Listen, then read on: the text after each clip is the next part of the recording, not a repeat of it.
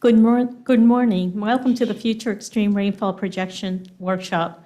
My name is Yvette Bonilla, Logistics Specialist and Legislative Liaison for the South Florida Water Management District. I will be moderating today's workshop. Members of the public who wish to comment during the public comment session may use the raise hand feature in Zoom. In-person members must fill out a comment card. If members of the public are having trouble and need help, please go to our website at sfwmd.gov and click the Ask Us button on the top of the page. If you are using a phone and would like to comment, please press *6 to mute and unmute and *9 to raise your hand. Public comments will be taken during the public comments section, agenda item 13. If you would like to submit a technical question related to the topics of today's discussion during the question and answer session, please submit via chat in person. Attendees must fill out a question and answer card. Now, I'd like to introduce the South Florida Water Management District Executive Director, Drew Bartlett. Good morning. Thank you, Yvette. And welcome to the Future Extreme Rainfall Projections Workshop. I'm very excited to present this to you today. I know we had a workshop on metrics last time where we looked at sea level rise and solar radiation and saltwater intrusion, a number of things. That was a very fascinating, well put on workshop. One of the main questions we got was, what about future rainfall? So here we are talking about future rainfall at the Water Management District.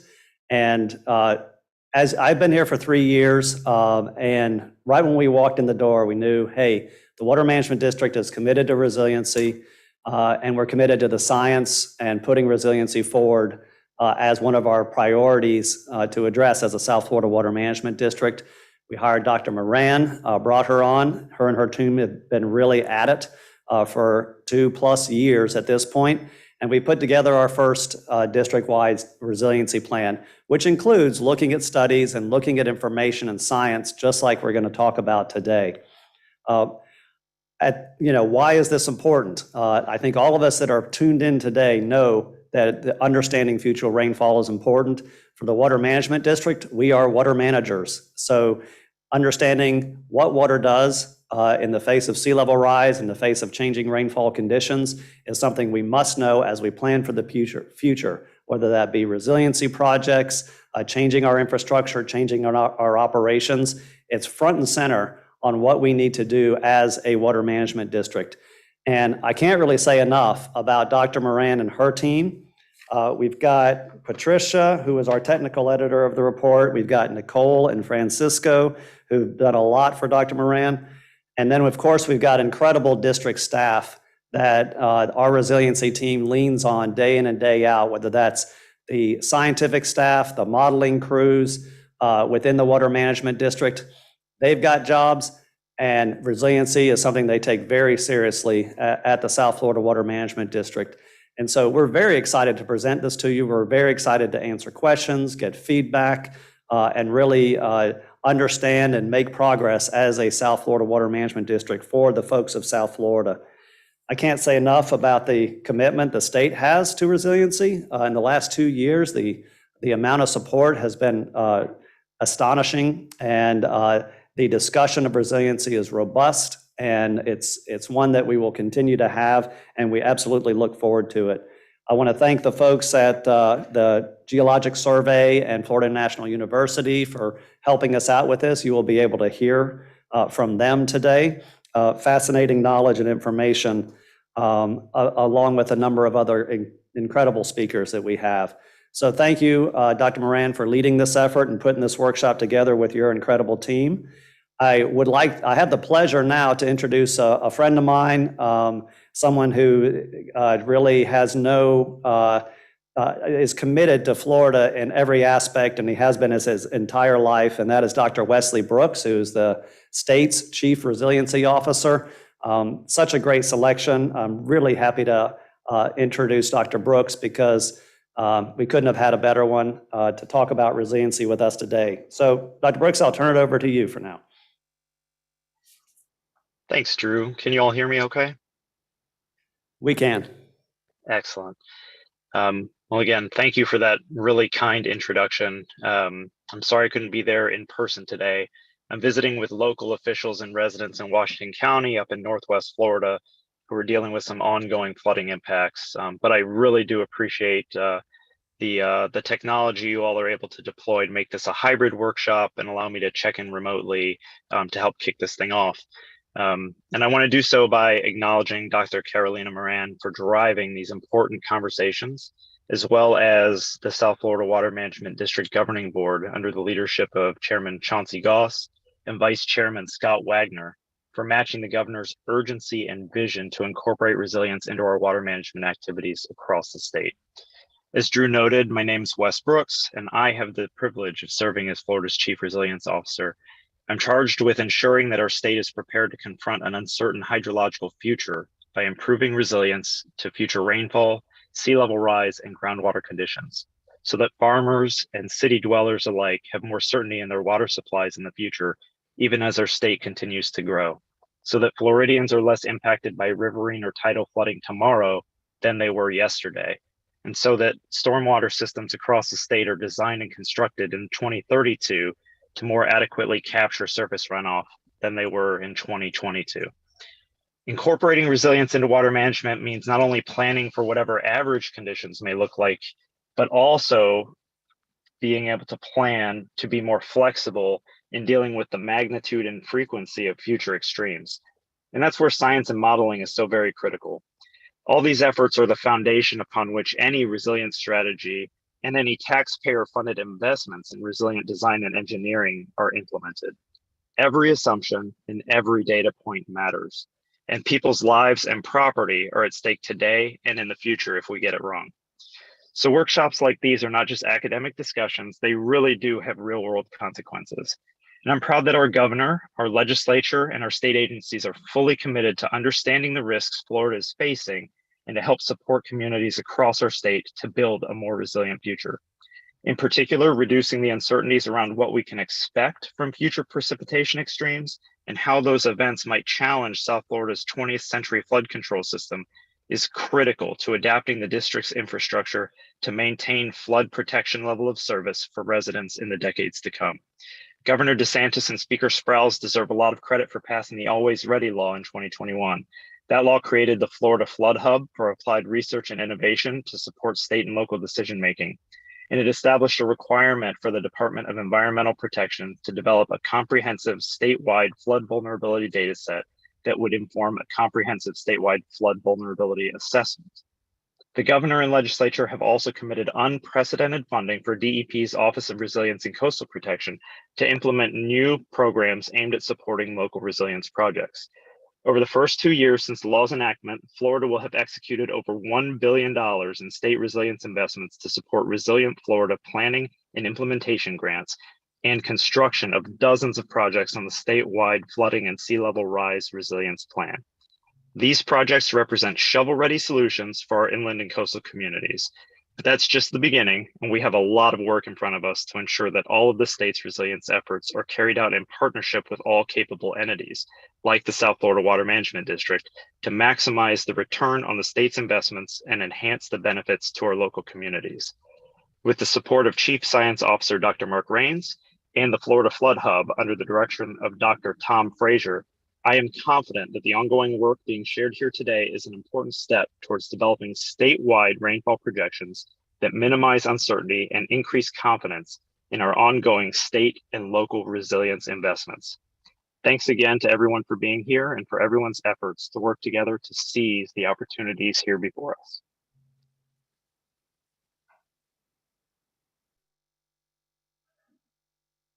Thank you, Dr. Brooks, and thank you, Executive Director. Good morning, everyone. I'm Nicole Cortez. I'm the District Resiliency Coordinator here at the South Florida Water Management District. I am thrilled to be here today presenting months-long work from multiple groups in our agency and share this work with all of you. I'm going to be presenting a few of the speakers throughout the workshop today. And so next, we're going to be hearing from Dr. Frazier.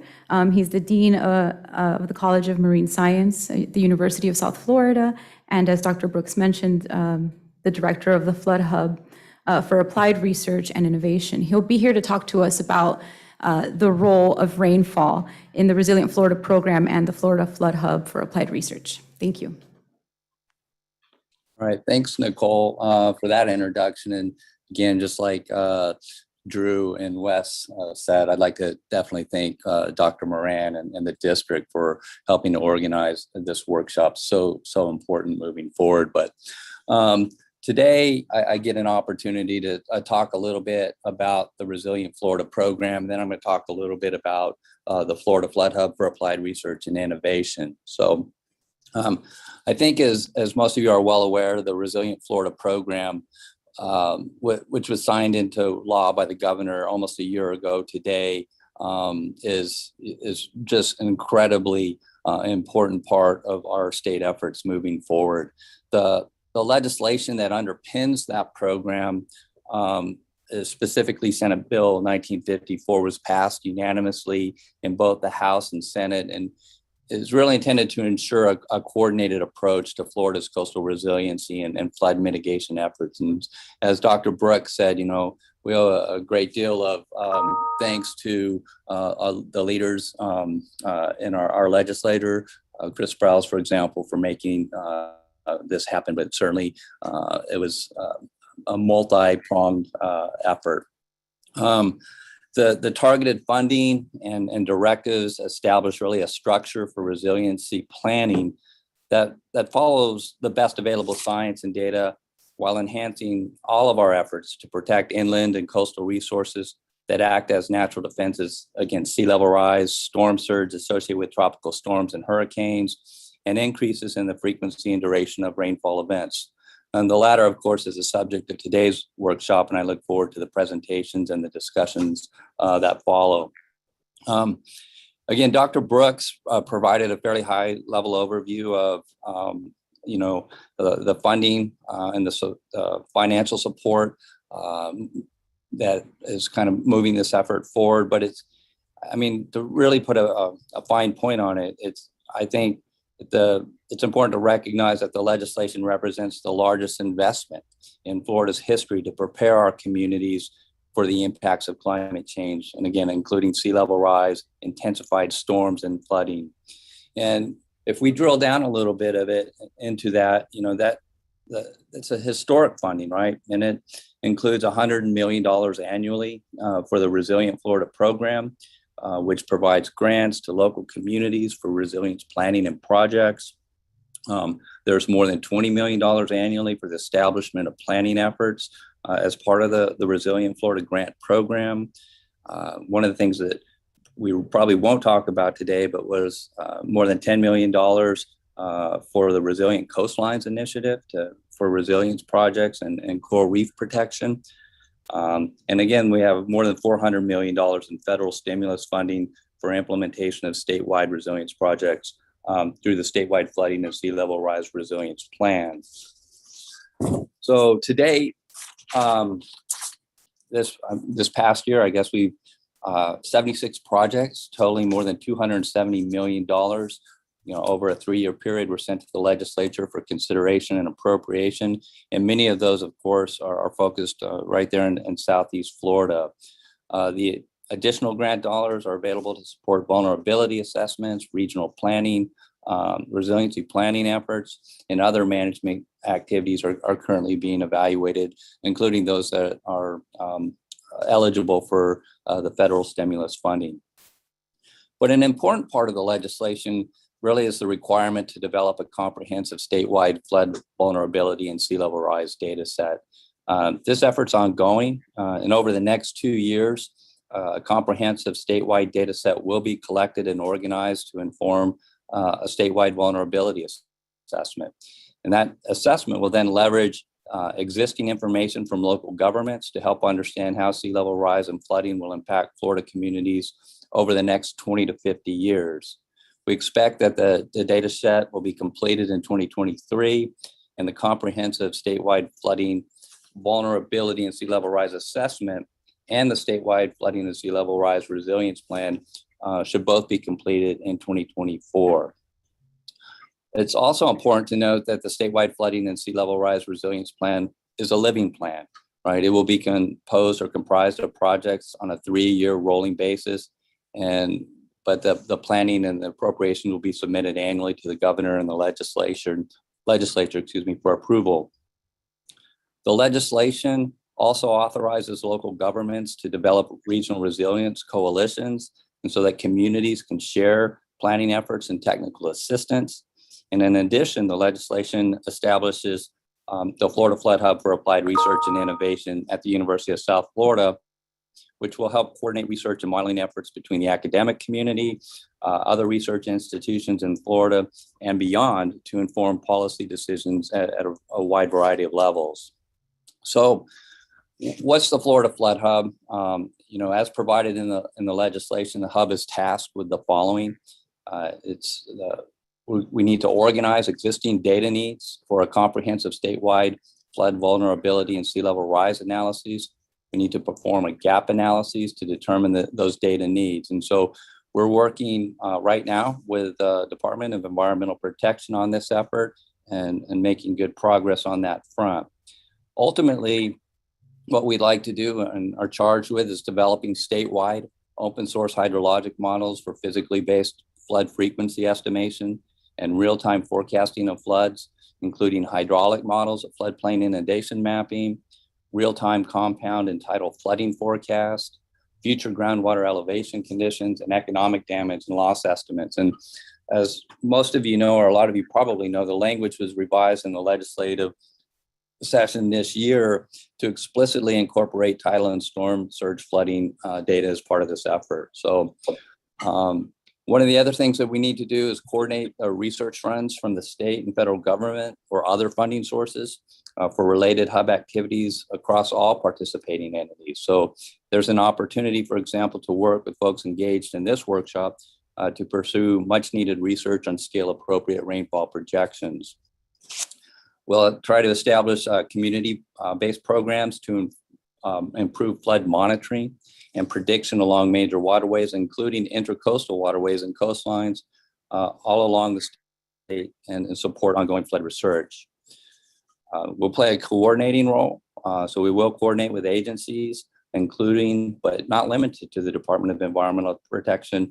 And of course, very actively engaged with the efforts that are going on, not only in the South Florida Water Management District, but the other 4 water management districts as well. This is a collaborative effort. It really is intended to be. We will share the resources and the expertise. We need to make information available to those who need it in a timely manner. One of the things we'd like to do is assist in the development of training and a workforce in the state that or help develop a workforce in the state that's knowledgeable about flood and sea level rise research, prediction, adaptation, and mitigation strategy. These are issues that we're going to be living with for a very long time. And we need people that have the skill sets necessary to engage in not only the science, but also the policy and the management. So there's a number of opportunities to partner with other flood and sea level rise research innovation leaders. And again, in an effort to try to share technology and research. And we will conduct a number of activities in cooperation, again, with folks at the various local, state, and federal levels. So what's the status of the Flood Hub? I think that's important. We've heard a lot about it. We know that it was established as part of this legislation. And we are currently working with the state to establish the infrastructure that we need to operationalize the hub. That means we need to make sure that we have adequate space, personnel, and equipment to do that. We've identified at this point and acquired the workspace that we need. We're in the process now of designing and implementing a cloud-based data retrieval and delivery system to meet our anticipated computational needs, and we're filling key staff positions. So the organizational structure of the hub is such that it includes an executive director, there's an administrative assistant, we have a communications director, and a technical team that provides support for our science working groups. And those science working groups are really the heart and soul of the Flood Hub. And I'll get to that in just a minute. But the technical team will include an IT specialist, data scientist, as well as several other folks with expertise in data analytics and computational modeling and data visualization. So, as I said just a second ago, the working groups are really the heart and soul of the hub. And they are comprised of scientists from academia and Florida and beyond. They'll include scientists, researchers, managers that are affiliated with state and federal agencies, as well as other subject matter experts in the private sector as appropriate. So each of those working groups will have a lead scientist and will meet multiple times in any given year, depending on the charge. We anticipate that 3 to 5 meetings per year for each of those working groups will help us get to where we need to go.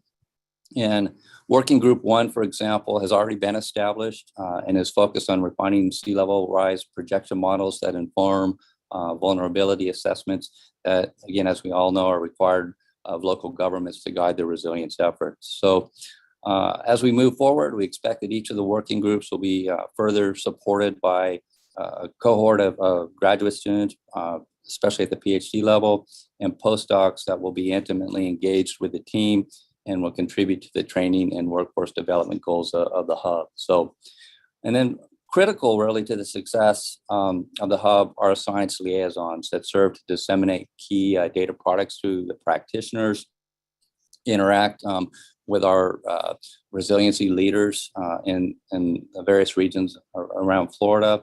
And it's important, again, effective communication is really central to the success of what we do. And so we're moving forward with hiring those folks right now, and certainly they'll be engaged with folks at the Water Management District down there.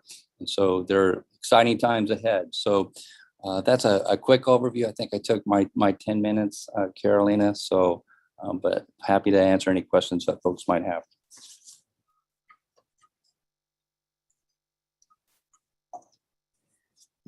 Thank you. Thank you very much, Dr. Fraser. Thank you for joining us and also giving us the overview of our next steps on bringing also extreme rainfall as part of the statewide efforts.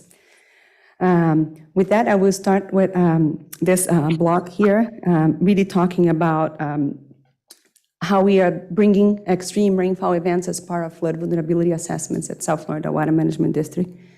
And I know my executive director, Drew, talked a little bit about the efforts from the multiple teams involved in this, but I just want to emphasize one more time that I consider myself almost like a cheerleader of this rainfall because there is a lot of science behind, like climate science. I'm learning as we go, and we advance the assessment throughout those years, but not the climate science here, but really learning deep with this incredible group of people that we have been working. So beginning with the USGS, we have Michelle, Irizarry, and John. Michelle will be presenting here today. Of course, under the guidance of Dr. Obi, who is here as well, who has been providing I would say, yes, the right climate science that we need to be able to evaluate those things. And teams internally at the district, our age modeling teams, and even involvement from some of the Army Corps engineers and experts on how we can and we should be adopting all of that. So there is no way I can start without recognizing those people. I'm not going to name everyone, but thank you, everyone, for being involved with us, providing with you, and working to deliver the projects that we're going to be sharing with you all today. So, Executive Director also mentioned our business, which is managing water and the importance of rainfall. And I think those two pictures translate that really well. As you can see on the bottom left here, we manage water for the environment, for ecosystem restoration projects. We have been literally building resiliency for our system as a whole for the past 20 years, mostly through the SERP project. And of course, rainfall is a central piece of all of that. We are managing water. We are bringing water to the right place, right time. And in order to do that, we need to understand rainfall today and rainfall in the future. On the top right, we go through the more developed, the urban areas where we also manage water very closely with not as much flexibility because we have to do a lot of things there. So, of course, through the ecosystem restoration efforts that we can see through the representation of water conservation areas there, we help to maintain the freshwater head that allows us to do not let the saltwater move inland too fast or too far inland so that we would impact our well fields. So we are doing water supply protection through managing those water levels, fresh water levels there. So we do that through canals as well. We have our drainage system. We recharge our aquifers to that, but we cannot just have them high all the time because we also need to provide flood protection in those canals. So it's a very little flexibility that we have there. We manage those through the wet and dry seasons. But, and again, rainfall is the central piece of that for us to determine how high, how low our canals will be throughout the year and how much we want to be achieving the missions that we have there in terms of water supply protection and flood protection as well. And in order to understand, and of course today we're focusing on flood, that's an important message. I gave the overall view of all the water management, the missions that we have, but the focus of today is understanding flood vulnerability.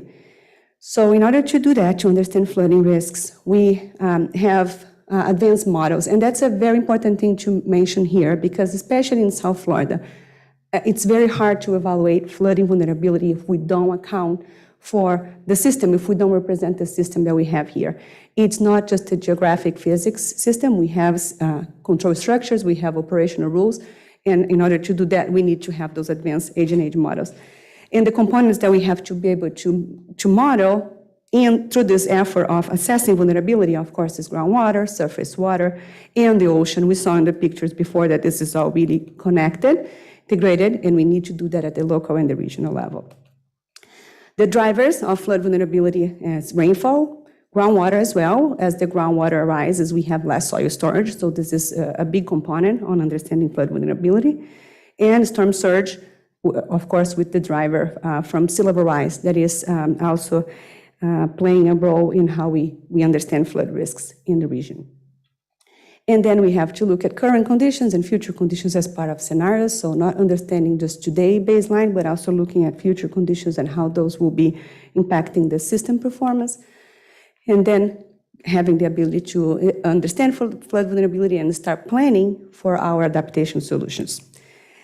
We have been doing that in the past, mostly driven by the sea level rise projections. There is larger consensus in the region on how we are seeing sea level rise scenarios, future projections. We have work done by the Compact here for many years now, more than 10 years, on sharing unified sea level rise projections. The NOAA 2017 report published one of the scenarios that we have been adopting at the state level as well. And more recently, in 2022, they released a revised version of that. And the link that I want to make to today's presentation is that we still have uncertainty. Those scenarios are showing like high, intermediate, low projections. And with the time and the evolution of science, what we are seeing is a reduction in those uncertainties. So what was released in 2022 was really a new range, which is a reduced range from the 2017 range, giving us a little bit more certainty in how we are seeing sea level rise projections in the next year, and especially for the next 30 years. So I think that's the same goal we have here today. We're beginning with a range, we're beginning with our projections. We know we have uncertainty, but our goal is really to be able to continue. This is the first step, as Dr. Brooks and Dr. Fraser really emphasized, and we are going to be working with cooperation with all those agencies to walk towards this. And to dig into rainfall and start talking about rainfall, we like to start with observations. That was the driver from our workshop last December. When we look at all the data sets that we have a massive monitoring system in this agency, one of the largest in the state, and we have data that can help us understand changes in the system. So rainfall, in terms of observations, we were able to dig a little bit deeper in our long time series and start tracking where we see significant trends. So in this example here, we see in the southwest coast, this is one of our rainfall regions, we see a significant upward trend of average wet season. So this is one image, this is one observation. We have way more ways to look at that in our portal there in the hub. We have all those observations, but just to say that yes, we are documenting rainfall occurrences throughout Florida, South Florida, along with the assessment of those flooding impacts already occurring in our region. in order to move from what we are observing to projections, we needed to define an approach. And back in 2019, the South Florida Water Management District worked in partnership with Florida International University, and we hosted a workshop to really lead the science in how can we do that? How can we start looking at future rainfall? And what are the important steps we need to consider based on the science? So the report from this workshop pointed us to two directions: a short-term strategy, which we would use all the available data sets, all the available global climate model downscaling data sets to look at rainfall. This is I would say, a relatively short strategy, because we could do that in 1-2 years, just downloading available data, but not necessarily developing data for our state. And this is part of the longer-term strategy that was defined back in 2019, which is then developing data, developing a regional climate model to Florida to capture particular mechanisms, the conditions that really drive rainfall occurrence in our state, especially because of our very long, large ocean land boundaries that we have. This has significant influence in how rainfall occurs, tropical storms, sea breeze contributions, and other processes. So just that to say that we have a plan, and what we are sharing here with you today is the results of the short-term strategy. And we are also going to talk about the longer term as part of next steps at the end of this workshop today. And here is just a summary. I don't need to list all of that, but just to show you, as part of the short-term strategy, the efforts that we have been doing, not only the district, but other partners, Broward County developed, assess those downscaling data sets as well. We have a work sponsored by the Florida Building Commission. We have our partnership with the Usgs and FIU, just to show that we went through all those data sets, we downloaded them, we look at them, and the compilation of the best available data is what we have today. And how we use that? So for us here in South Florida, this rainfall data we are going to be applying to inform our level of service program. I'll have our Borough Chief talk about this program next, but it's really how we assess flood vulnerabilities. We have a program in place for the past 8 years doing exactly that on a basin by basin scale. So rainfall is an input. Future rainfall is going to be an input to those assessments through our level of service. This program and those assessments help us to identify what are the resiliency needs in the region. And this integrate our sea level rise and flood resiliency plan. We launched the first one last year. We are going to update every year as required by legislation. So by having the right information and the right input data, we're going to be able to identify the key principal projects that we need to bring to the plan. And next, we're going to be initiating a study with the Army Corps. That's the Section 216, Central and Southern Florida study. Flood vulnerability study, again, focus on flood vulnerability. And we are expecting to also be having a chance to really evaluate the full compound flooding impacts, including sea level rise and rainfall, as part of that study. A summary before I transition to Michelle about what we have today. I think I mentioned.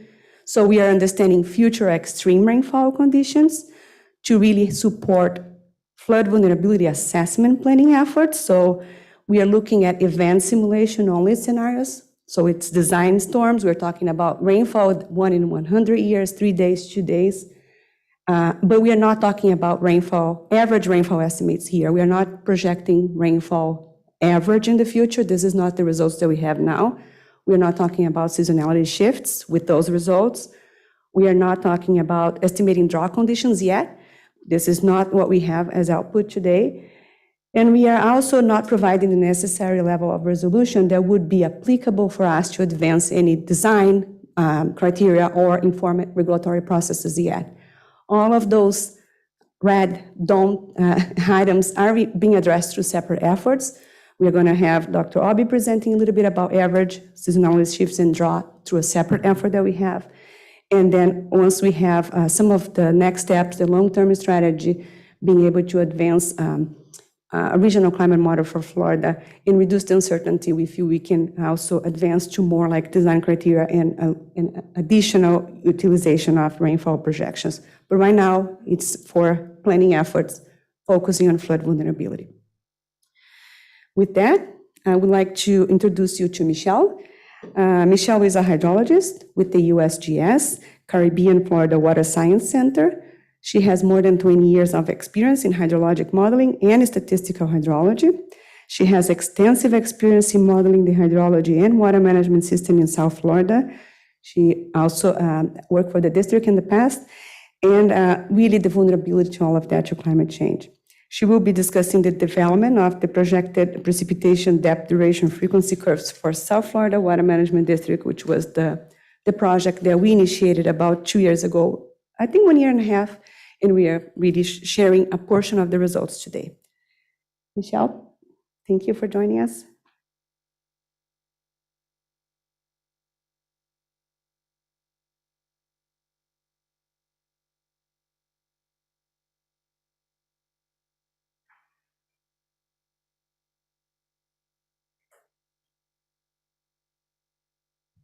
Michelle, please unmute. I emailed out a presentation that was going to be presented today.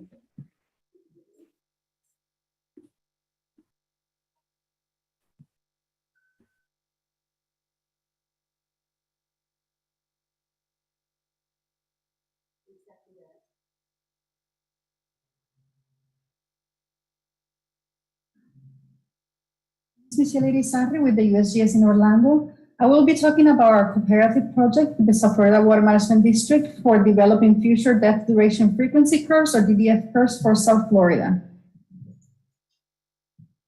I will start this presentation by briefly describing the project and its scope.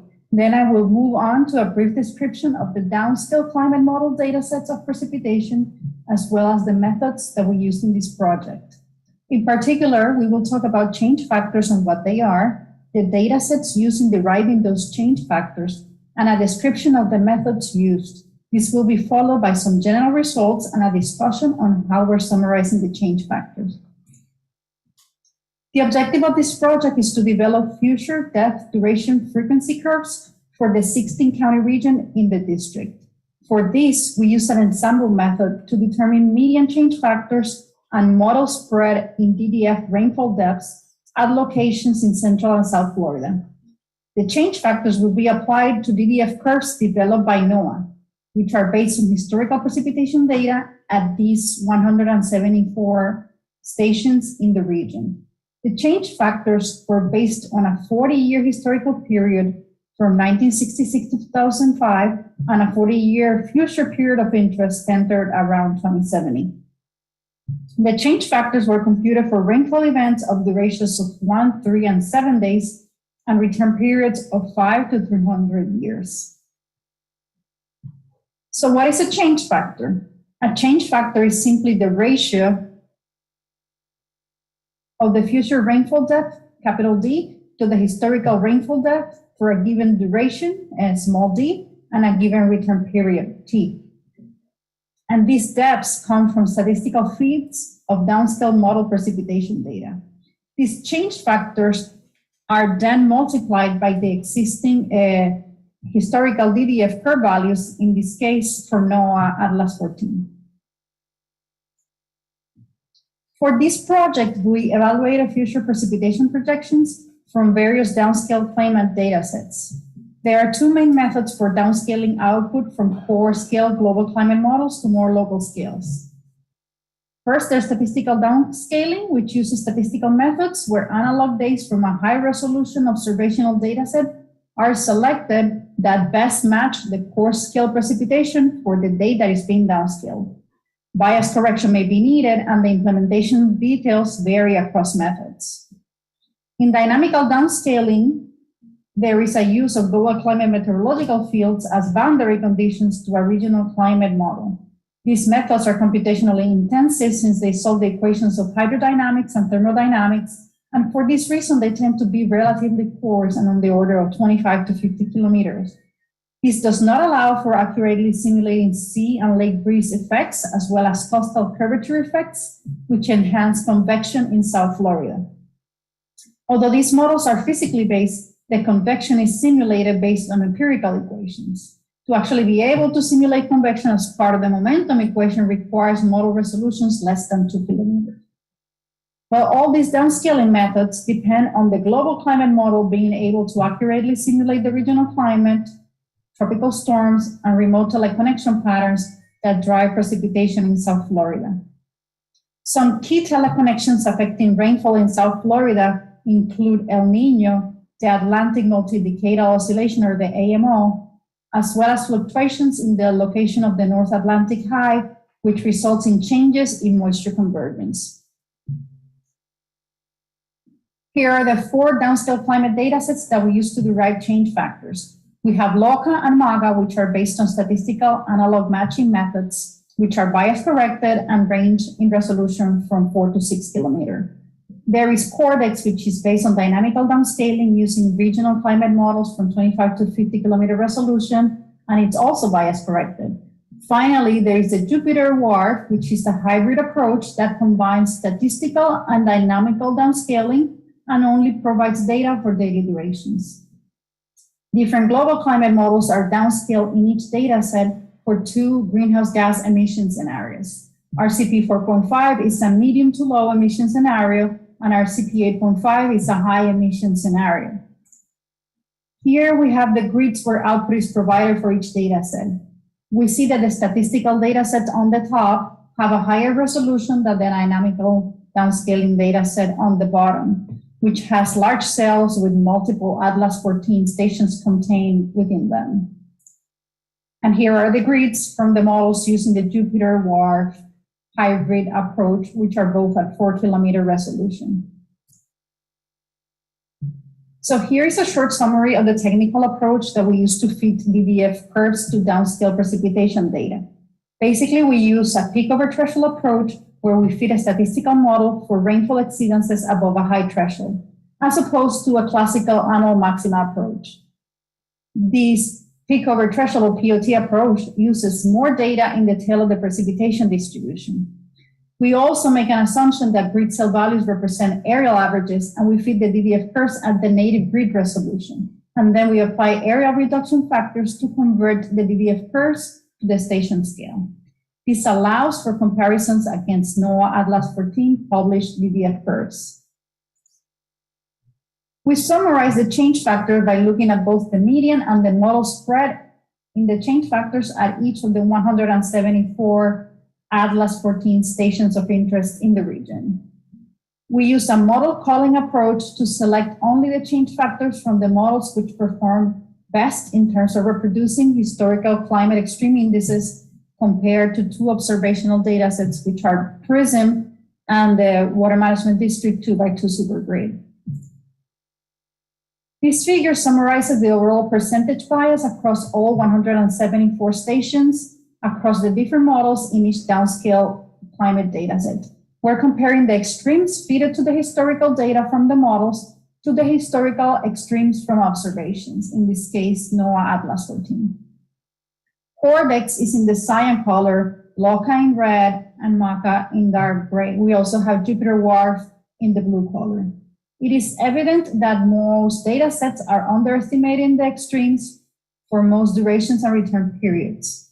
We found that overall, the percent bias decreases, so the percent difference gets closer to 0 as the duration increases, and it also increases as the return period increases.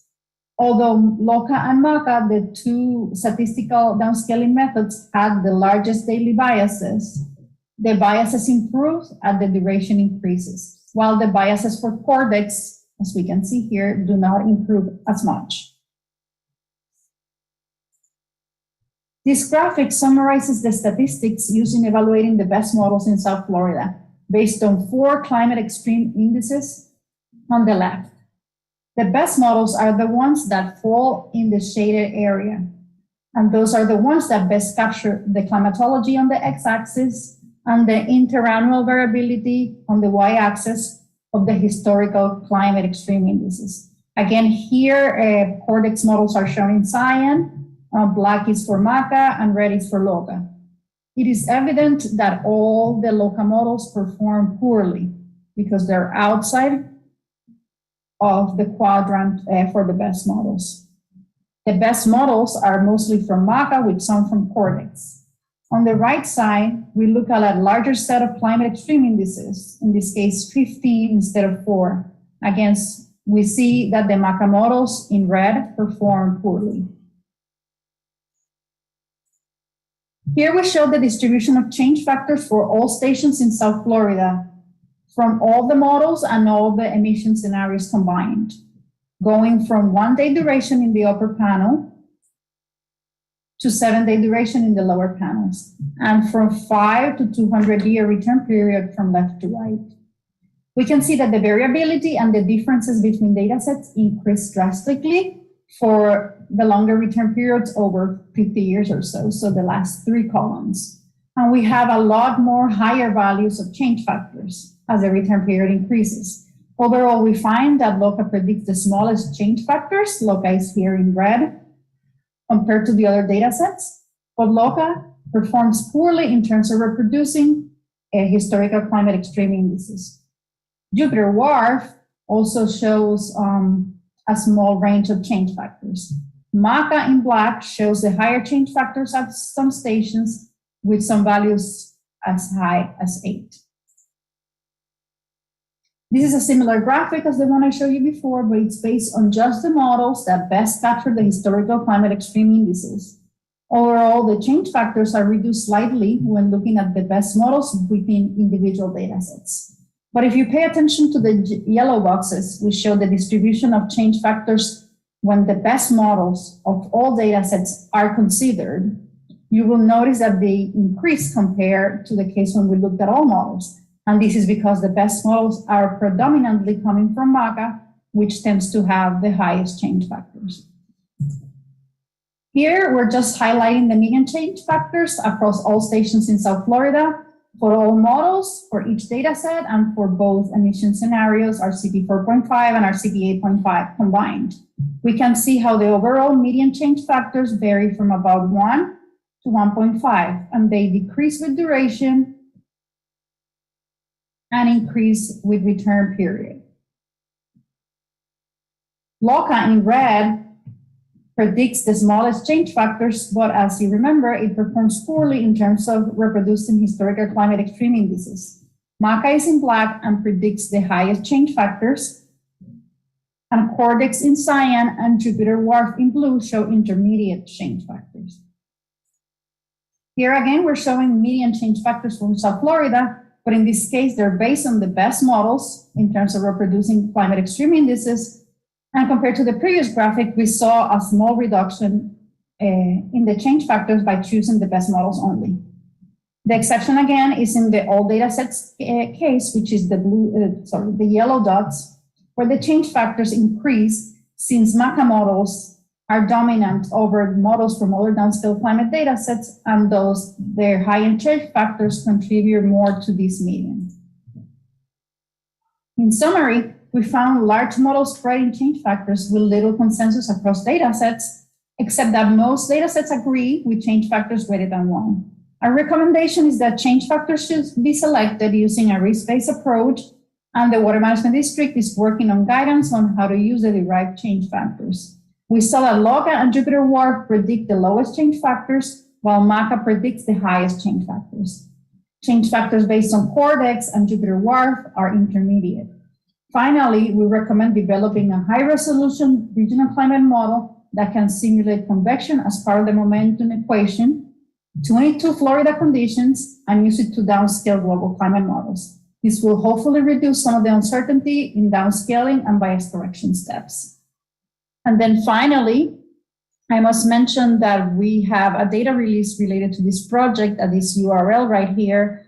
And I should have mentioned, but I'm mentioning it now. And all this analysis that it was presented today is based on data sets from data from the Cordex results that have been republished recently due to them finding some issue with their bias correction algorithm. So I hope you visit our data release page, and also stay tuned for our USGS report, which is coming out within the next months. Thank you.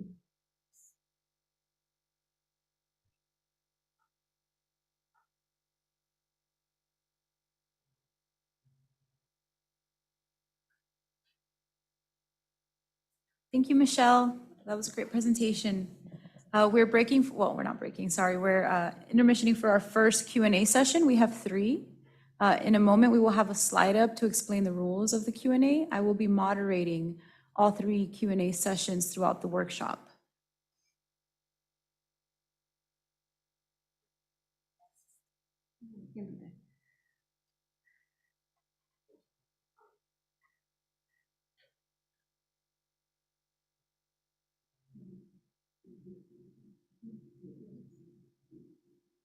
All right, if you're participating in person, please fill out a question form or public comment form card. They are at the sign-in table when you came into the auditorium, and submit those to the attendant at the front desk. And if you're participating via Zoom, you can use the Q&A function to submit your written questions, and I will read them out loud. Please also name who the panelists from this first portion of presentations the questions are for.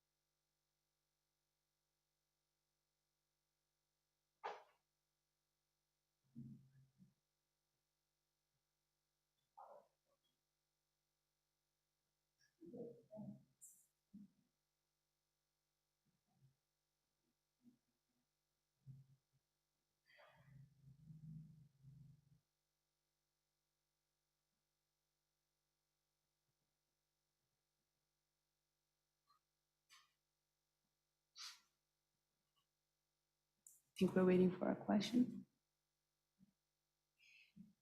We have a question for Dr. Fraser. Sure. Here is that question. It is there a mechanism for the participation of other academic institutions in the Florida Flood Hub?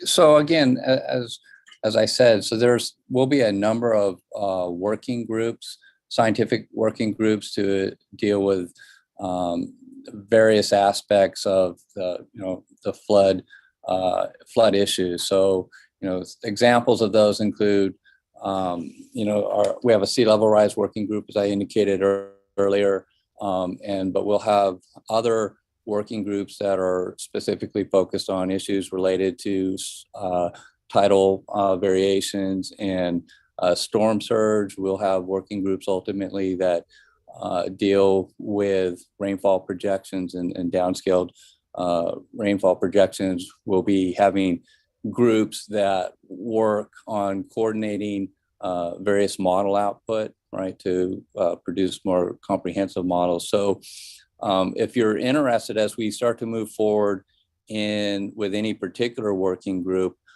as I said before, it's intended to be very inclusive, and we'll certainly be reaching out to folks that we know that have expertise in these various areas to participate in those working groups. But you can always contact me at this point to talk a little bit about where we're headed in the near future and in the longer term, so that we're aware of your interest in participating in any of the working groups. So that's the mechanism at this point.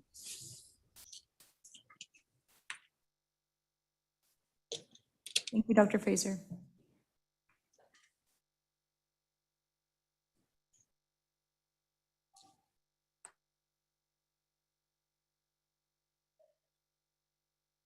Okay, we have a question for Michelle. Here goes, Michelle. Downscaled data may still have biases. Did you additionally perform bias corrections in both statistically and dynamically downscaled data? And what are, oh, that's it. You have another question after this. Hi there, Rajendra. Have a good day. So basically, the downscale climate data sets that we use have already been bias corrected. LOCA has been bias corrected to the LibNet data set, which is also the data set that is used in training the model. MACA has been bias corrected to 2 different data sets, observational data sets, LibNet and also GridMat. And of course, we know that these are based on observational data that has been interpolated to a grid. So with that comes some additional biases. So none of these data sets that have been used to bias correct the statistical downscaling data sets, none of them are perfect. And we know that. Cortex has also been bias corrected based on, I believe, on GridMet, which is the same as metadata. So yeah, they have all been bias corrected in theory, but to the extent that those gridded data set capture the spatial and temporal relationships of rainfall in South Florida, then that's how much confidence we can have in them. Thanks, Michelle. We have another question for you from Kevin Zhu here at the South Florida Water Management District. He's actually our technical lead on evapotranspiration on the resiliency metrics. Here are those questions. What are the main input parameters into the models for the future projection? Do all the models use the same input parameters? So basically, we are using statistical and dynamical downscale climate data sets that use different methods to downscale the global climate models. So I assume your question is specifically about the statistical models that we use. Basically, what we do is we take the precipitation from those downscale climate data sets, the closest grid cell to each of the NOAA Atlas 14 stations, and then we aggregate the rainfall for the duration of interest. So we do like rolling sums for 3-day and 7-day duration. Then we choose a threshold above which we say these are the extreme events of interest, and then we feed generalized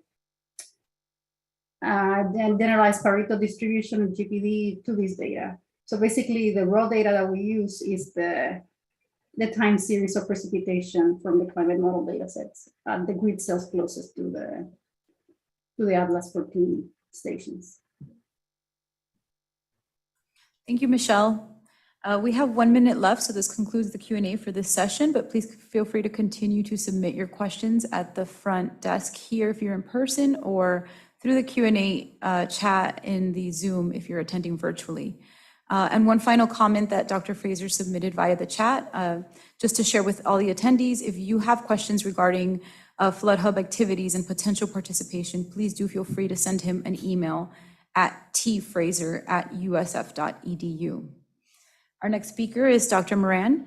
She'll be discussing how we will adopt these future rainfall change factors as part of flood resiliency planning here within the district boundaries. Thank you. Thank you for the questions. Feel free to anybody in the audience to just come and do questions also in the next Q&A sessions. After we received this data from USGS, they actually have a portal. We have the portal with a data release. That was one of the deliverables that they gave to us. After we received this data, we start internally digesting the data. How we're going to apply, how we're going to be using that for our needs, and how can we take advantage of this exercise to understand how the data is being released, but also how we can better apply for the region. And we put together a work group, so it's an internal work group, and we also had participation, of course, from the USGS and from Army Corps technical experts to evaluate the data, to look at observations, findings, and some initial recommendations that will serve as a guidance. We have been using different words for that, but I think the best word is really we want to use this process of us adopting those rainfall scenarios, and we call them change factors, as Michelle was presenting, but really adopting future change factors of rainfall as scenarios for our flood resiliency planning in South Florida. So this work group worked for about 6 to 8 months, evaluating these results, interpreting that as for our agency needs, for our efforts, and also looking at needs for the region as a whole. And the results that we put together in this technical memorandum is the best, I would say, the best interpretation of those results, where we reach technical consensus on how, upon the evaluation of those results, on how can we represent the uncertainty, represent the scenarios, and start building those ranges of projections.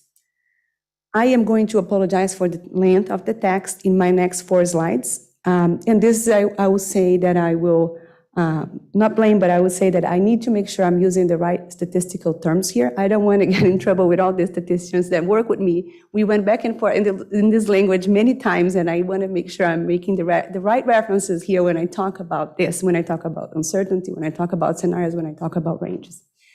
So in terms of overall observations, what we found in the data from the USGS is that there is increasing future extreme rainfall. So basically, we have a combination of 200 plus models that we work through the different downscaling data sets, and all of them show consistent increase in the magnitude, which is represented by a changing factor larger than 1.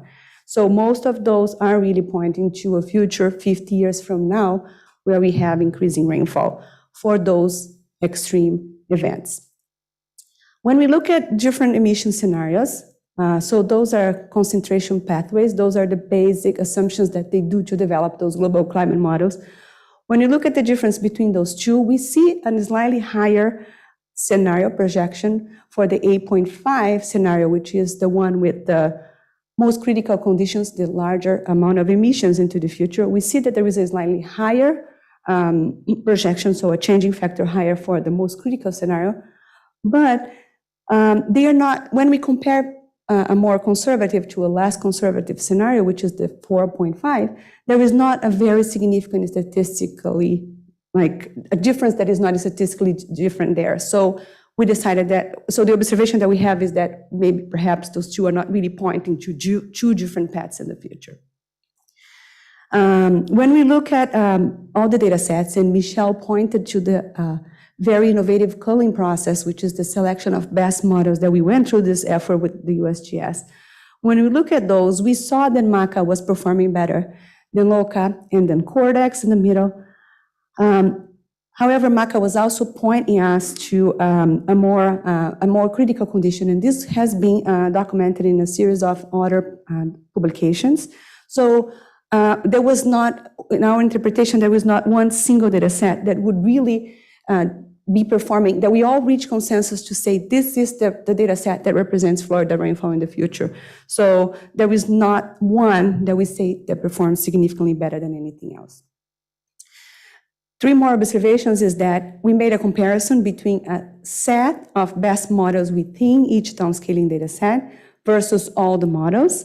And because we have more MACA models in the subset of best models, when we look at the ensemble, the projection was also higher. So we also felt it was pushing too much higher, to the future changing factors were much higher when we look at only best models.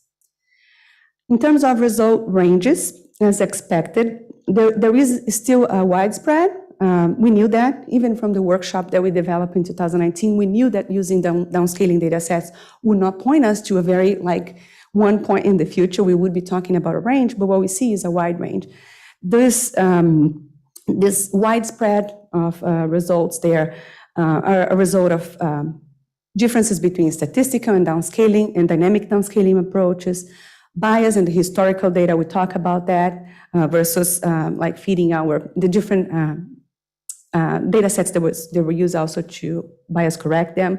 And really scenarios and model spread as a whole. So the range is really a result of this interesting model spread that we have in the data. And then when we look at individual rainfall stations versus regional, as expected as well in Florida, we have variation between like individual points, like individual stations versus some region, and that was really evident in the observations. I have one image here on the side that helps me to make those points, and I'm going to detail a little bit that.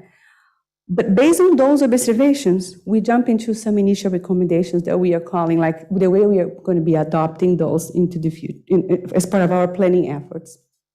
And so what I pointed in those previous slides is that, yes, increasing rainfall, so we see that most of the spread of the results shown this right here by the yellow, blue, pink, and gray bars are above the 1.0 line.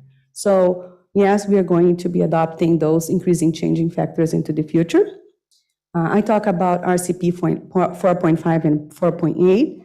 We have no reason to split them, so we are going to be adopting them as a combined change factor. So when we show the range, we are combining results from 4.5 and 8.5, knowing that we don't have a statistical difference there. We are adopting ensemble. So what that means is that I talked a little bit before, instead of getting one of the models, so instead of choosing the blue, the pink, or the gray, what we're going to be doing is really looking at the yellow there. The yellow is the ensemble. It's the way we look at the combination, the mix of the spread of all the available results. So it facilitates how we apply the data. So we have one range that we can look at.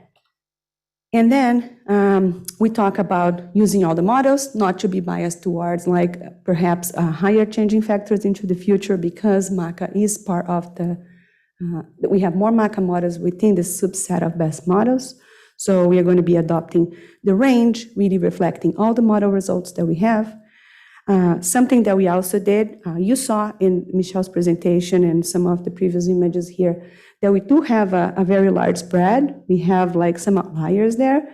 And our decision was to focus on the central tendency of those results. So really around the median, what we have, and we are going to be building the range based on the 50% confidence interval that represents the 25th and the 75th percentile range. And then we are going to show results by region. So that's what we have in our tool. That's what we have in the document, which is really like median changing factors across the regions that we are going to be showing next, instead of just showing changing factors by each individual location. So this is a way also to reduce some of the noise that we saw. So we basically are taking the average by different regions and proposing those changing factors in each of those.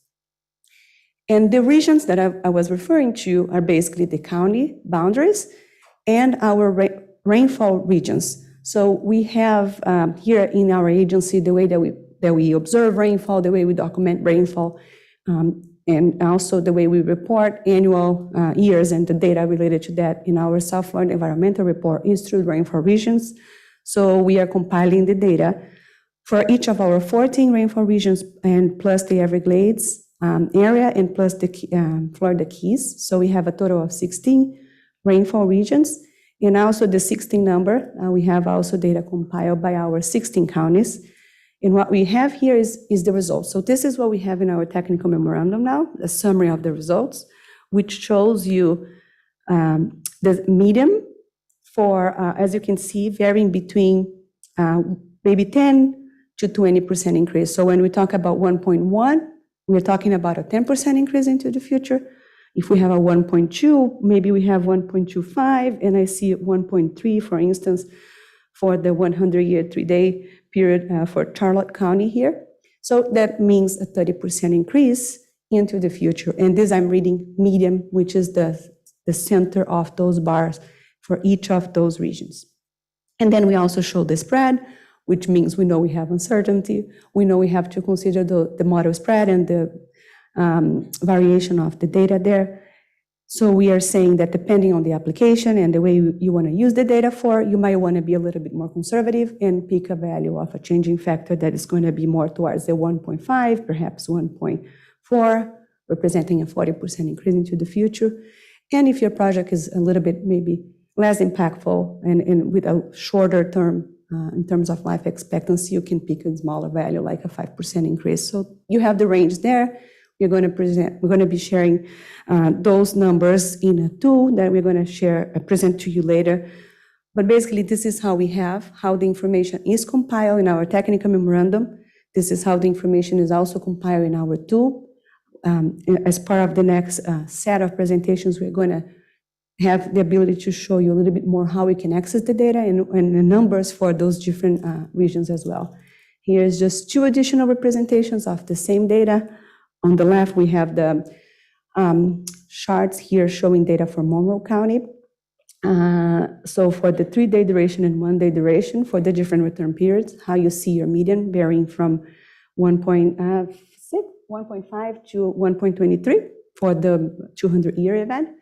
And then on the right, you have a map showing the rainfall regions here in South Florida and how we see the variation between the changing factors there. So again, pointing to the median factors here and having about 20% increase in average for those regions. As I said, we're going to jump into our series of 3 presentations right now. We are going to be talking about how we're going to use this data as part of our flood vulnerability assessments, flood protection level of service, and I'm going to invite Akin. Next, we're going to have an interpretation of how this, as a sensitivity test of how those models are giving us, are reading the impacts of rainfall. And then later, I'm going to have Nicole sharing the data. I just glanced you through the data, but she will really go through the tool and explain to you how you can access all of that. With that, let me invite Akin to join us. Thank you very much.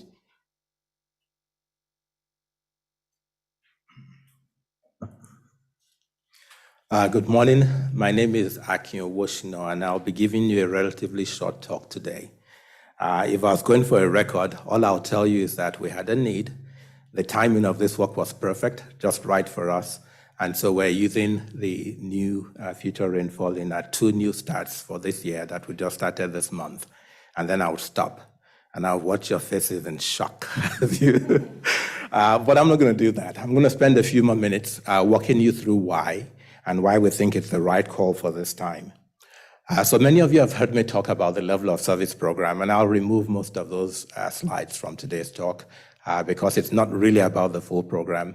It's more about how we've incorporated future rainfall into the analysis that we're doing. You will hear, and if you haven't heard, you'll hear that we operate the primary system in South Florida. It's the CNSF system built 50 to 70 years ago, depending on where you were, and that many of those structures are aging. That many of those structures were designed with assumptions that have since become obsolete, including sea level rise and the land uses the population was supposed to serve, and so on and so forth.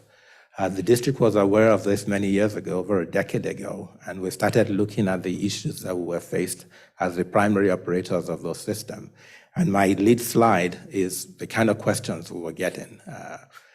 There were questions about, well, with these aging structures, do we replace them? If we need to replace them, do we replace them in kind?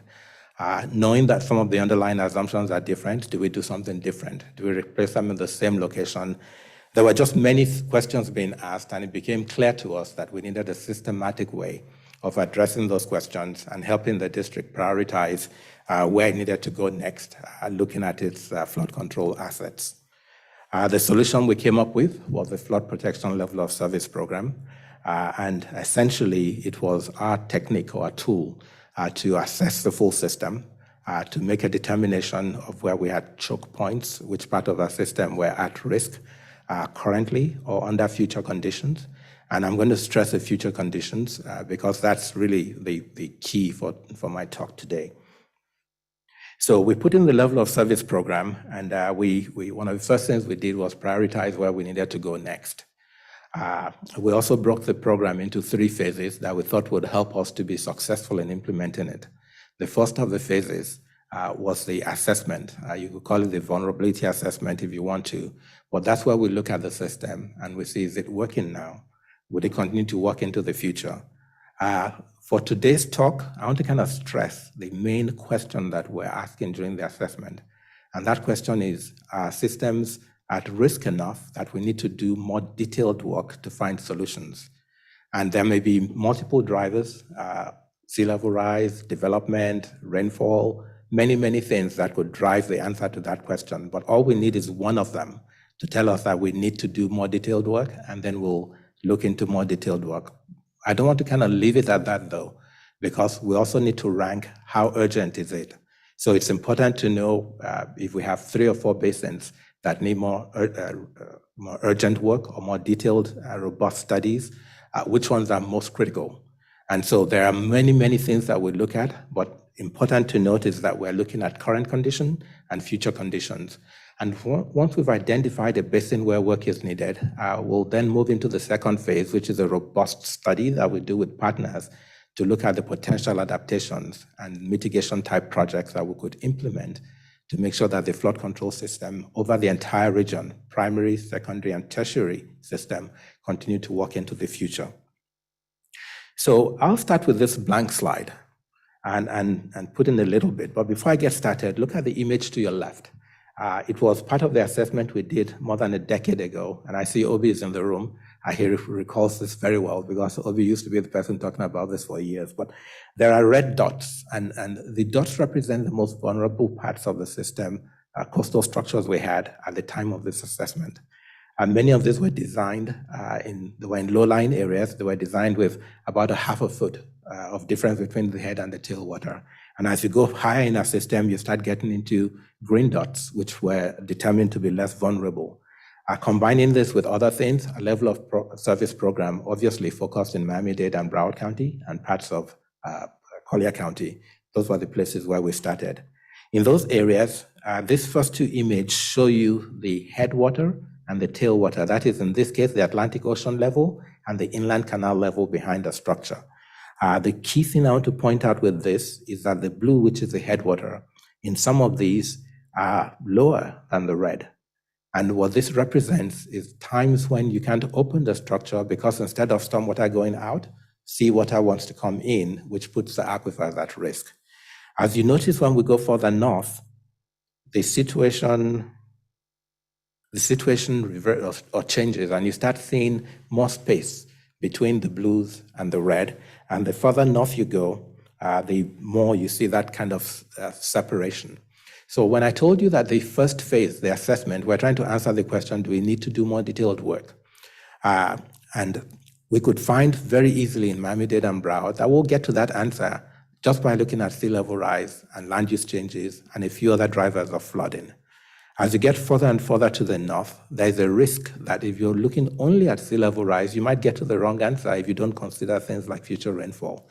So because of where we started, we were able to get the work done on many of the counties, many of the basins we did in Miami-Dade and Broward and Collier County.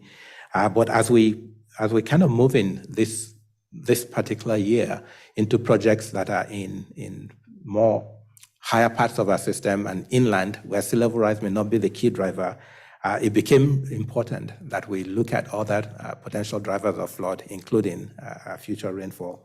Now, I have the schematic that I thought I would show so that I don't use a bunch of technical words, but I want this thing to be branded in your mind. It's a simple way of looking at it. The cartoon is a little bit exaggerated, but it tells a story.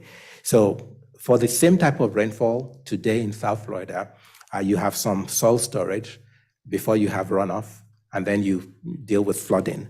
If you look at just sea level rise alone, there is an associated increase in the water table, and you lose some soil storage. So the exact same rainfall will worsen your condition. You have more runoff and more risk of flooding. And then if you factor in the increase, and I have the little cloud there called change factor, the small one. If you have the future rainfall added to that, you could have even more runoff, which could then result in flooding. And any of these potential causes could trigger your need to launch a detailed study or come up with a bunch of different strategies for addressing the flood risk. So I mentioned that we're doing 2 new starts this year. We actually started them in April, so we have started them. Palm Beach County, we're doing a level of service assessment in Palm Beach, and the inland basin to the north there is our Upper Kissimmee. And for these 2 new starts, it was important for us to add to the mix of the potential flood drivers that we're looking at. And I see we have reps from both of the teams working on this. Thank you for showing, because you're going to figure out how to properly represent future rainfall in our work. For the work we're doing in Palm Beach County, we are using the future rainfall with change factor for the analysis that we're doing. We're just using it, straight in the study. We'll be getting to the future part of that study later, maybe sometime later this year or early next year. And for the work that we're doing up in the Upper Kissimmee, we're using this in two ways.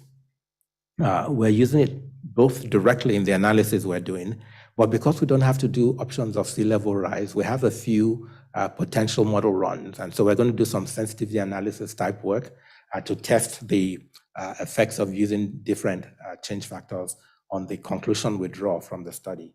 So those are the two key studies that we're starting this year. And as I mentioned earlier, I say that slide's out. As I mentioned earlier, the timing is right. I used to have a slide in the earlier portion of this deck that was a clock, and I think it's for the program, we think this is the time to use the future rainfall conditions as we do the analysis for the basins that we're starting on, and we're looking forward to what the results show us. Thank you.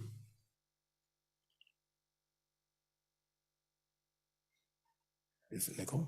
What do I introduce? Okay.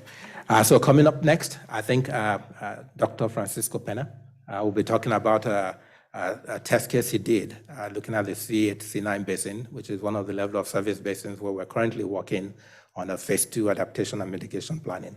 Francisco.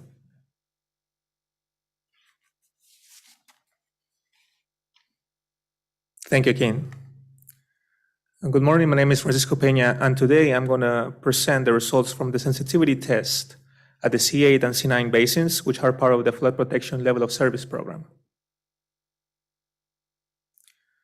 A sensitivity test was performed using a rainfall change factor threshold approach of 20, 30, 40, 50, and 75% increase to capture and assess the potential future rainfall impacts into long-term flood protection planning scenarios in North Miami, Dade County, and Southern Broward County for a 72-hour design event of 100-year recurrence frequency.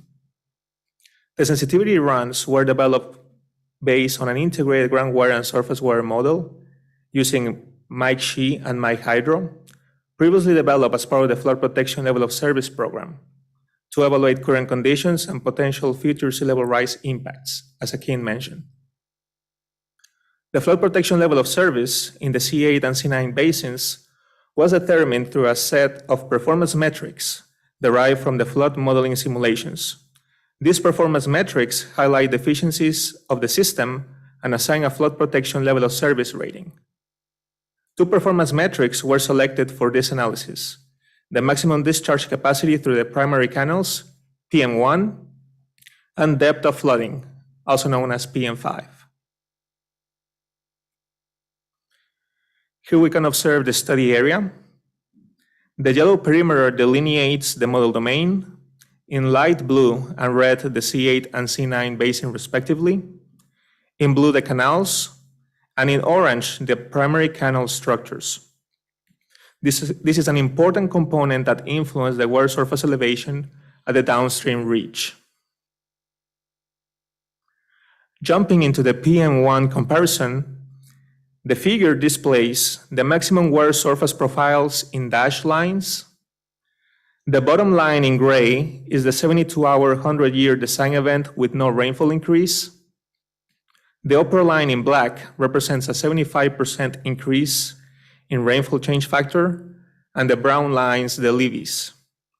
Results for the C8 canal indicate an overall increase in water elevations from 0.1 to 1 foot, corresponding to the 20 and 75% increase in future extreme rainfall estimates.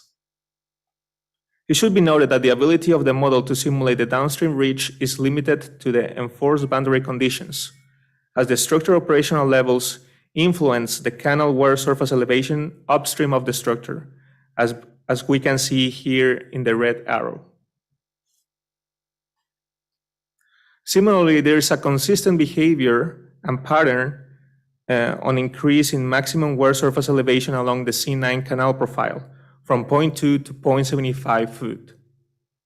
Notice here too that the water surface elevation comes together in all profiles at the location of the structure. A quantitative analysis in the form of root mean square difference was applied to PM1 to measure the fit between water surface elevation profiles. The root mean square difference results show the similarities in green as well as differences in yellow between different combinations of rainfall change factors that are paired with sea level rise scenarios. Results show that different combinations of high magnitude rainfall change factors with lower sea level rise scenarios may produce similar or equivalent water surface elevations when compared to higher sea level rise scenarios with lower magnitude rainfall change factors.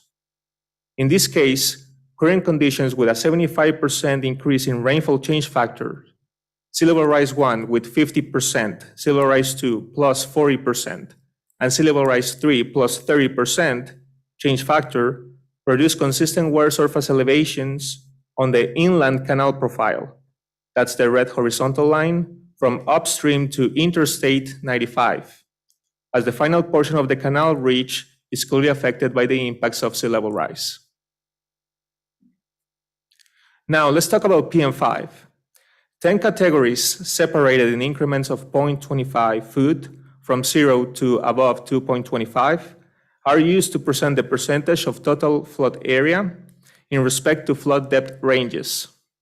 For example, all the green bars represent 100% of the total flood area for current conditions in different flood depth ranges, and the same for other conditions and their colors, as we can see here on the legend. We can observe that the distribution is quite similar in the center, and the percent difference is higher at both ends. For instance, if we compare current conditions for a 20% with a 75% rainfall change factor, we can see that the change is greater at the lower ranges, accounting for 50% decrease in flooded area, and then tapers off as the flood depth range increases. It is particularly interesting to see that beyond 2.25 feet flood depths, the flood area rise from 14 to 20%. Now, the overland inundation map suggests that rainfall change factors produce low to moderate flooding conditions, resulting in widespread flooding across both basins. For the 20% rainfall change factor on the left, there is only a slight increase in overland flooding depths, while the difference is much higher for the 75% increase. The inland portion of both basins, the C8 and C9, is less vulnerable to rainfall-induced flooding conditions, specifically the C9 northwestern area. Conversely, the increase in overland flooding is more evident as we get closer to the coastal boundary. The sensitivity test results illustrate increasing flood risks in both basins, represented by up to a 1 foot increase in overland flow inundation resulting from the selected future rainfall scenarios. In addition, the areas more susceptible to flood hazards are low elevation zones located near the canals that experience fluvial flooding as a result of channel overbank flow, as well as coastal zones and transition zones. These are areas that are vulnerable to the interaction of multiple flood drivers at similar scales and time. So the next steps of this effort include the performance of a more detailed analysis to identify these transition zones, incorporate additional performance metrics to this analysis, such as PM6, also known as the duration of flooding across the entire watershed, and last but not least, extend this sensitivity test to other basins. Now, I would like to introduce my colleague and friend, Nicole Cortez, Resiliency Coordinator at the district, and one of the key players that make this workshop a reality. She will be presenting the Resiliency Metrics Hub. Nicole, the floor is yours.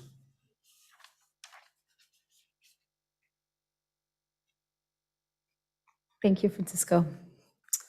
I'm going to just reintroduce myself for anyone who's joining us more recently. My name is Nicole Cortez. I'm the District Resiliency Coordinator here at the South Florida Water Management District, working with Dr. Peña and Dr. Moran. As Francisco mentioned, this is a big effort, and Carolina mentioned this as well, made with many groups. And it's been a months-long effort, so I am really excited to be here today to tell you more about it. As you can see, this work was really made possible by a big group of technical experts and the partnerships that we have with the academic institutions and agencies and the support in various state and local and regional partnerships. And so there are many resources that are available to really implement this work regionally within the South Florida Water Management District boundaries at the local level for our counties, but then also at the state level.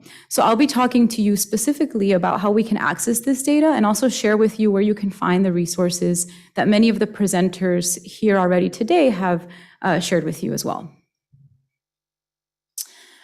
Before I jump into that exactly, which is our Resilience Metrics Hub, I just want to share with you how you can navigate to it very quickly from our main page if you do not have the link, which we will also share.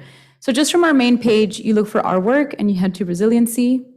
Once you are there, you can see the file path is has that green box around it.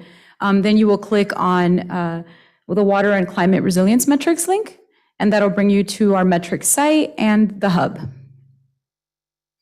This is the hub, and I also have the link down at the bottom. It is kind of long, but we will share it in some communications after this meeting. So our metrics hub was launched in December of 2021. This was last year. And it really started as part of our initial effort to bring the data we were studying. As you know, and as if you have, I think the microphone's out. No? Sorry. Okay. As you know, and as if you have heard, we have been looking at a robust data set here at the district for decades. And one of the things that we first did before we got to the point where we are today, which is looking at future projections, is we started to look at historical trends.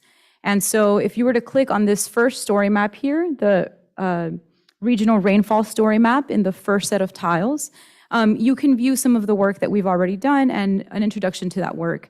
And that includes the historical trend analysis of monthly averages, seasonal averages of rain, and annual averages, and as well a little bit of the plot over threshold or extreme rainfall, which is similar to what Michelle looked at, but for the future, we are looking at it for the historical data that the district houses.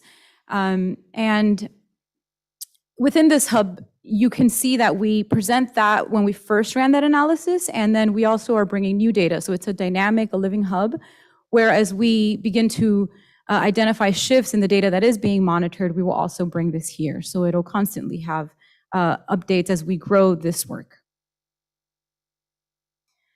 Today we're launching a new set of resources, and we're not moving away, but we're adding to our historical trends by looking at future projections. And so we're launching our Future Outlook and Regional Resiliency web map. And this is really the place where you can access the information that we've shared here today. Before I go to the next slide, I did just want to share that something you can also find on the hub here is, for example, the places where we can provide data to our partners and our stakeholders. So that includes DB Hydro, and then also links to many of our local partners, the counties. Here we can see Broward, Miami-Dade, and West Palm Beach as well. When you first open the web app, I want to point first to this summary section that you can click on the view the summary, and it'll expand to show you kind of a lot of information about the tool and what you need to know.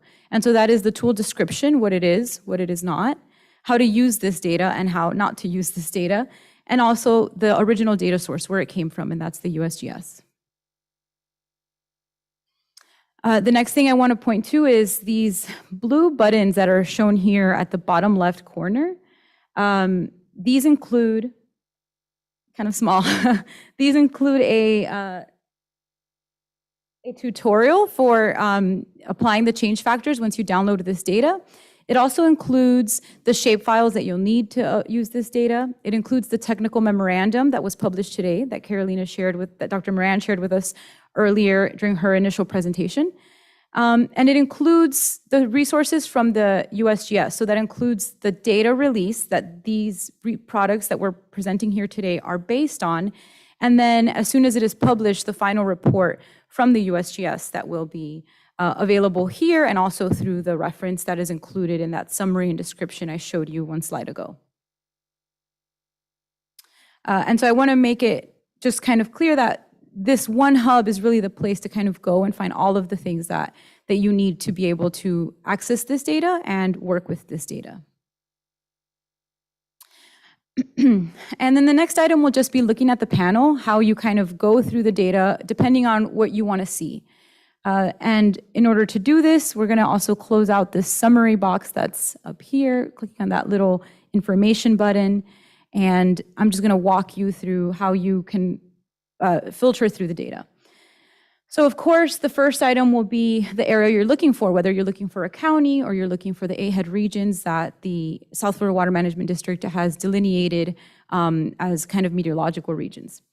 And then you would choose that. I have to say it's very important that you kind of follow each one step by step. Otherwise, you might not be able to grab exactly the change factors that you need for what you're looking for. So after you select the kind of area you're looking for, you'll select specifically what that area is, whether it's a county or a named rainfall area. Oh, sorry. And then you will select the duration of your event that you're looking at. In this example, I'm actually showing a 1-day duration followed by a 100-year frequency. The tutorial in the button that I shared earlier has the same exact example, so I wanted to match that so that if you wanted to follow that tutorial or this presentation, you would end up with the same results to confirm that you're properly using it or accessing it. And then of course you would pick, lastly, your planning horizon. Right now, the only planning horizon that we have is what has been presented here today so far by Michelle, by the technical memorandum, and by this data release that this data access portal is based on. That is not to say that we will not be bringing more. That's the point of the hub, to have a more robust data as we bring that in through resiliency efforts. And then here, once you have gone through that filtering, you'll see your selection for the area pop up, and then you'll also see all of the change factors. So you'll get the full range that Carolina was showing us in the box plots, and so that includes the 25th lower limit percentile and the 75th upper limit percentile, as well as the median for you to decide what works best for your projects. And after you have this data, you will go back to that lower left corner and obtain your zip file.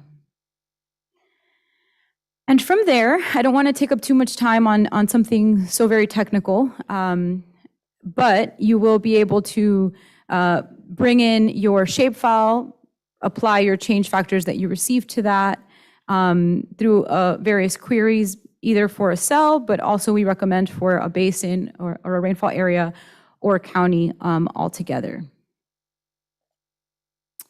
That concludes my presentation on how to access the data. I'm actually going to move over and we'll start our second Q&A session.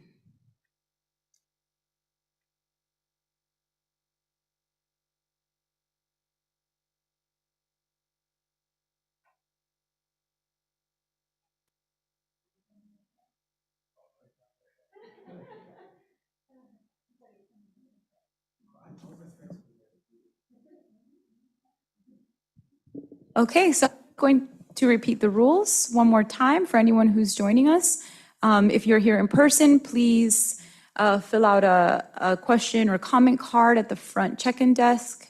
And if you're in person, virtually, you can submit those via the Q&A function. And we actually already have one question.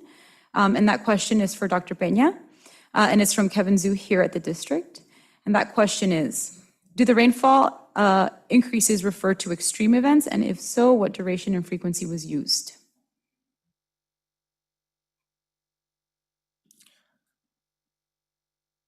Please repeat the question.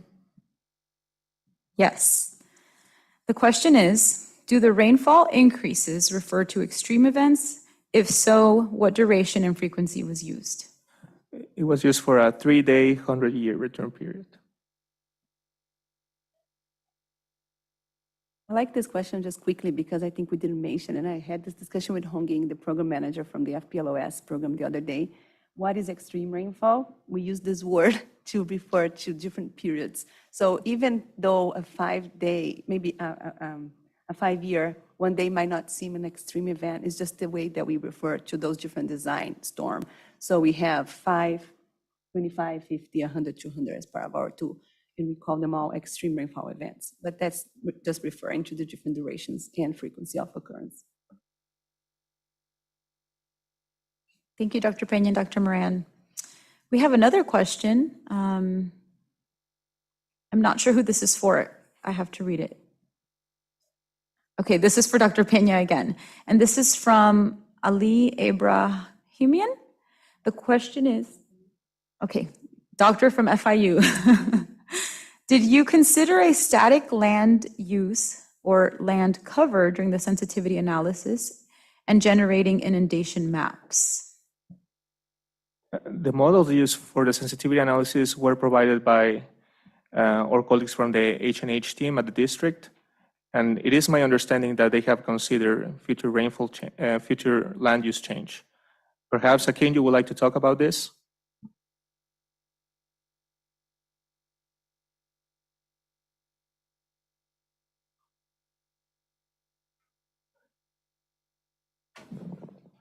Yes, for this work, the scenarios that were looked at, the future scenarios, represent a future land use, but it was the same future land use for all of those scenarios. It didn't change based on the event that was simulated. That's how we did the work. Thank you, Akin and Francisco. Another question again from Dr. Ibrahimian at FIU, and again for Dr. Peña. What was the rationale behind choosing mic packages for your modeling? I'll take that also. So for the level of service program, there were a number of things we were looking at. And when we put the program in place, we wanted to use a limited number of tools as we go across the district, basin by basin. Wanted to keep it to less than 4 or 5, but wanted to make sure they could answer the questions that were being posed, that were being tested by a flood control system. We ended up picking the DHI suite, the mic suite, for this particular location because there was a strong surface water groundwater interaction, and we wanted a tool that could do integrated surface water groundwater modeling that could represent the operations of our structures and could represent the 1D canal features, as well as the 2D spatial representation of the land area that's flooded. So it was the need for this location that resulted in the selection of that particular tool.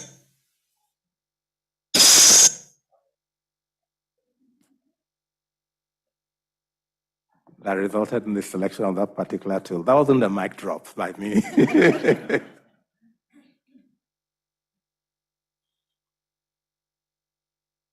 Great, that is the questions that have been submitted so far via the Q&A tool. If anyone wants to submit any questions here in person now, you're welcome to do so. We have about 6 minutes left in this Q&A session, and it will be followed by our break for the workshop.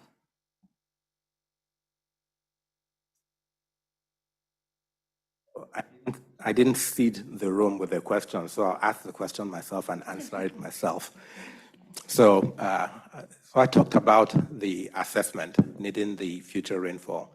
So the question is, do you also need future rainfall for looking at the adaptation and mitigation planning?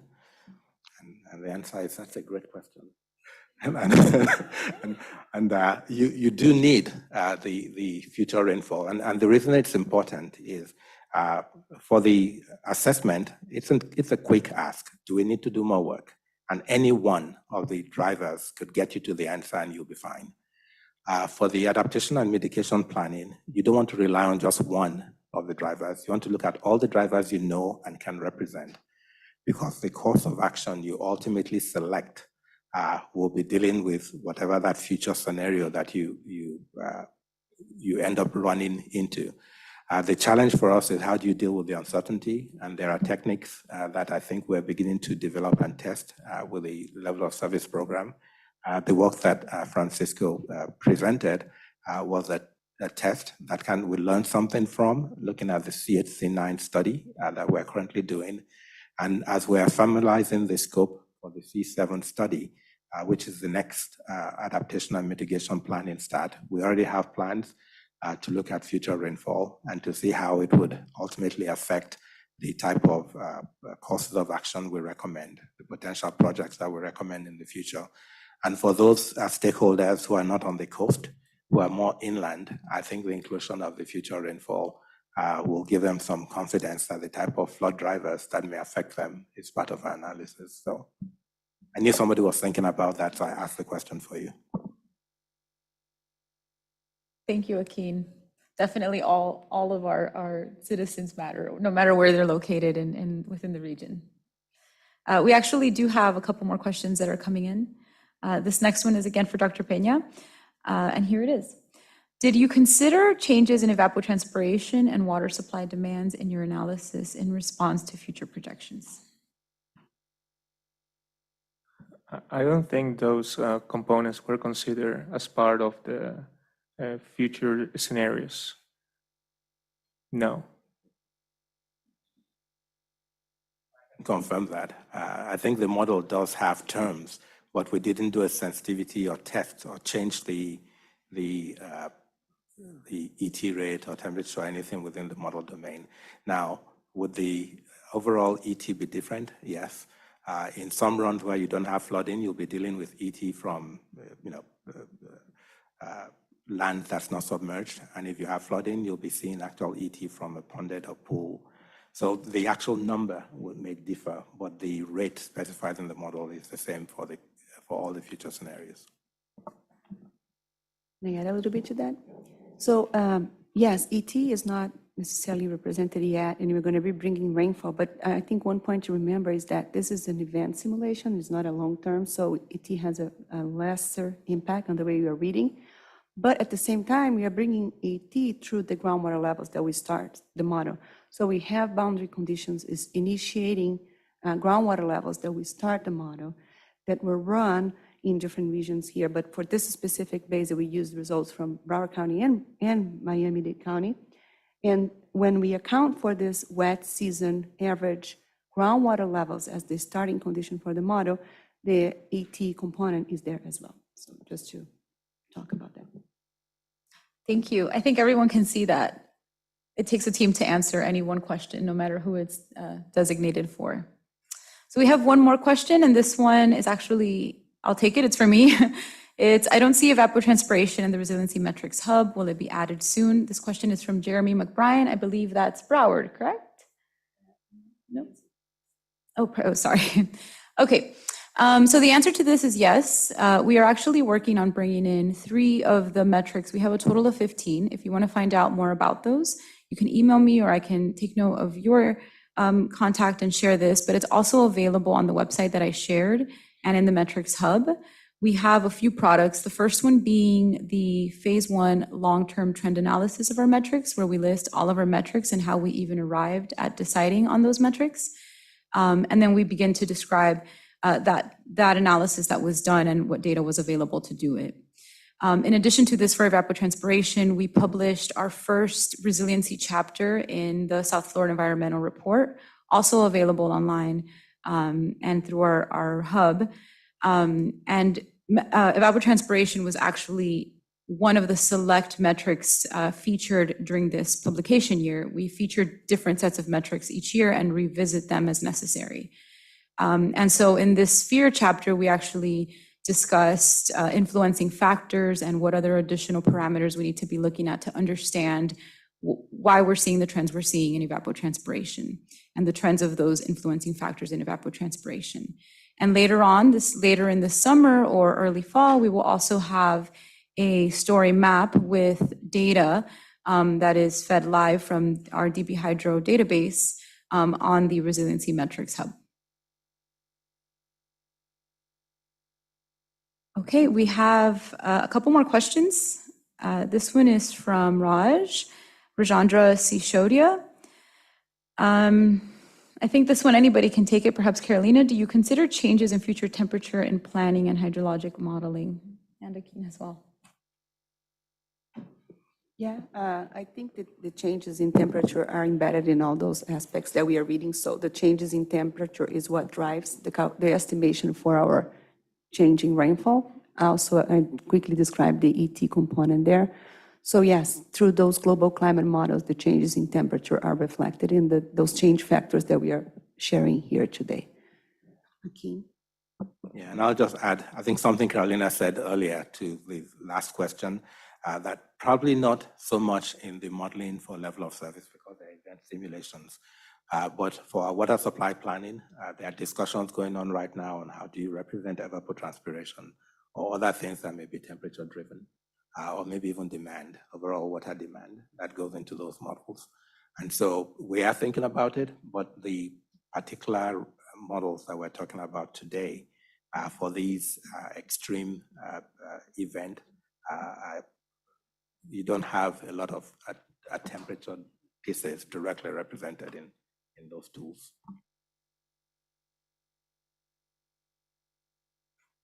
Dr. Fraser? Yeah, sorry, I wasn't able to answer or access that question and answer box, but I'm just curious. I mean, it's probably a general question for the group, and it's probably a difficult one to answer, but I'm curious if you can elaborate a little bit on the process that's been established in the district to objectively identify an acceptable level of risk to drive any particular action or investment in a resilience-related project. I appreciate the efforts to try to improve the certainty, but I'm interested in the decision-making process about what level of risk you might accept. I will start with this question. Thank you very much. So we have a section in our memorandum that describes a little bit the decision under uncertainty. And in terms of how we are determining the risk, I think it depends on which part of our system we are going to be designing for. So beginning with the coastal structures, those are coastal structures that exist now for 70 years, and any improvement to those coastal structures, of course, will be long-term types of improvement, and we should be planning for a design that will last for those like longer-term and more conservative approaches. So when we have smaller types of investments, and I think I had the discussion yesterday with you, Joaquin, like a small culvert or a component of our system that is less impactful, perhaps, yes, we can go and utilize the lower boundary, the less conservative scenario, to start planning for those infrastructure needs. So I think the way we're going to be approaching that, it's embedded also in our flood level of service program when we use the dynamic adaptation pathway process. So what we are doing is we are planning for those investments and assuming the risks based on a sequence of events, a sequence of time or milestones that we need to perhaps come back and revisit and determine if we need to adapt the project, if we need to adjust. So the message here is we need to be flexible, we need to be able to plan for a future that we have still uncertainty, and we need to be able to come back and revisit some of those assumptions. So we have to plan for finding those milestones where we can and should be bringing new information and perhaps really lowering the way we are, targeting the way we are lowering uncertainty, but getting more certain to what we are going to be planning for at different times. Do you want to add anything else? Yeah, I think Carolina kind of keyed in and set me up nicely for what I'd like to talk about. So many years ago, when we started looking at coming up with recommended action, one of the decisions we had to make quickly was we're about to be recommending very expensive solutions based on data that had high amount of uncertainty.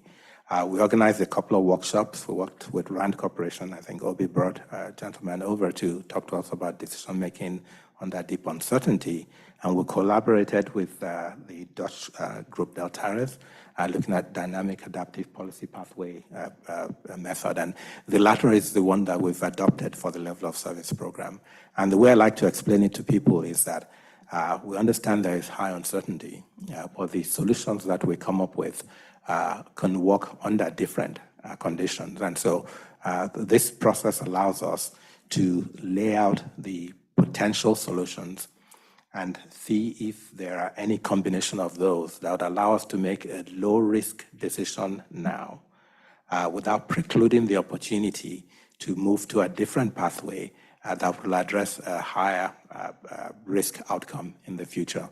So it might not be the cheapest project that a decision maker would want to pick today, but it's one that would be relatively low cost and for a reasonable amount can be transitioned or modified to address a worse outcome in the future. It's a whole lecture on its own. I think this is like a 1-hour topic. And I look forward to the opportunity to kind of walk through that process. We're testing it with the CHC9. I think it's one of the next phases of that project. We're hoping to engage the public and a lot of our partners, and how that works will determine how ultimately we implement this in the rest of the level of service program. So I think Dr. Fraser, there's a couple of presentations we've made, and there's a book that I think is available to download that describes some of these techniques, and we'll be happy to share the link with anybody who's interested. Yeah, thanks, Akin. That was a very thoughtful answer. Appreciate it. Well, thank you for everyone who submitted questions, and thank you to our presenters from this second session of presentations at the workshop. I do want to note that we are due for a break. We will resume at 11:10, I believe, or 11? So we know we have some questions left there. We will answer them through email, or we can take in the next Q&A session. But just in respect for our panelists, we are a few minutes late, so let's resume at 11 in about 3, maybe let's do 11:02, 5 minutes, so we don't delay too much our next panel session. So thank you. And we have a slide there. I want to just share quickly that this slide for the break is Michelle, who is our very left brain person who really advanced all those statistical. She is also very advanced in her right brain part, and this is an art from her. We are very proud to share during the break.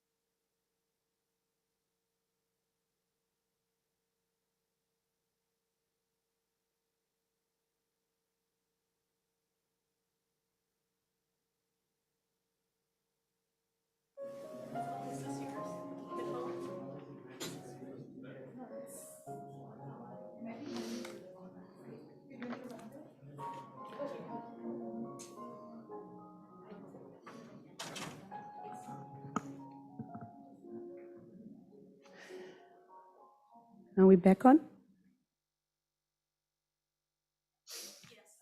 Okay, we are back live. Sorry for the short break. We are a few minutes late, but it was good to just stretch a little bit. And we do have a very exciting panel joining us today.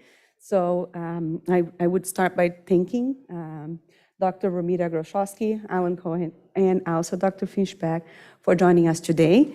We're going to proceed with a panel discussion, and we do have a few slides, but like trying to have a more interactive conversation with those, our really key panelists here. And again, thank you very much for joining us today.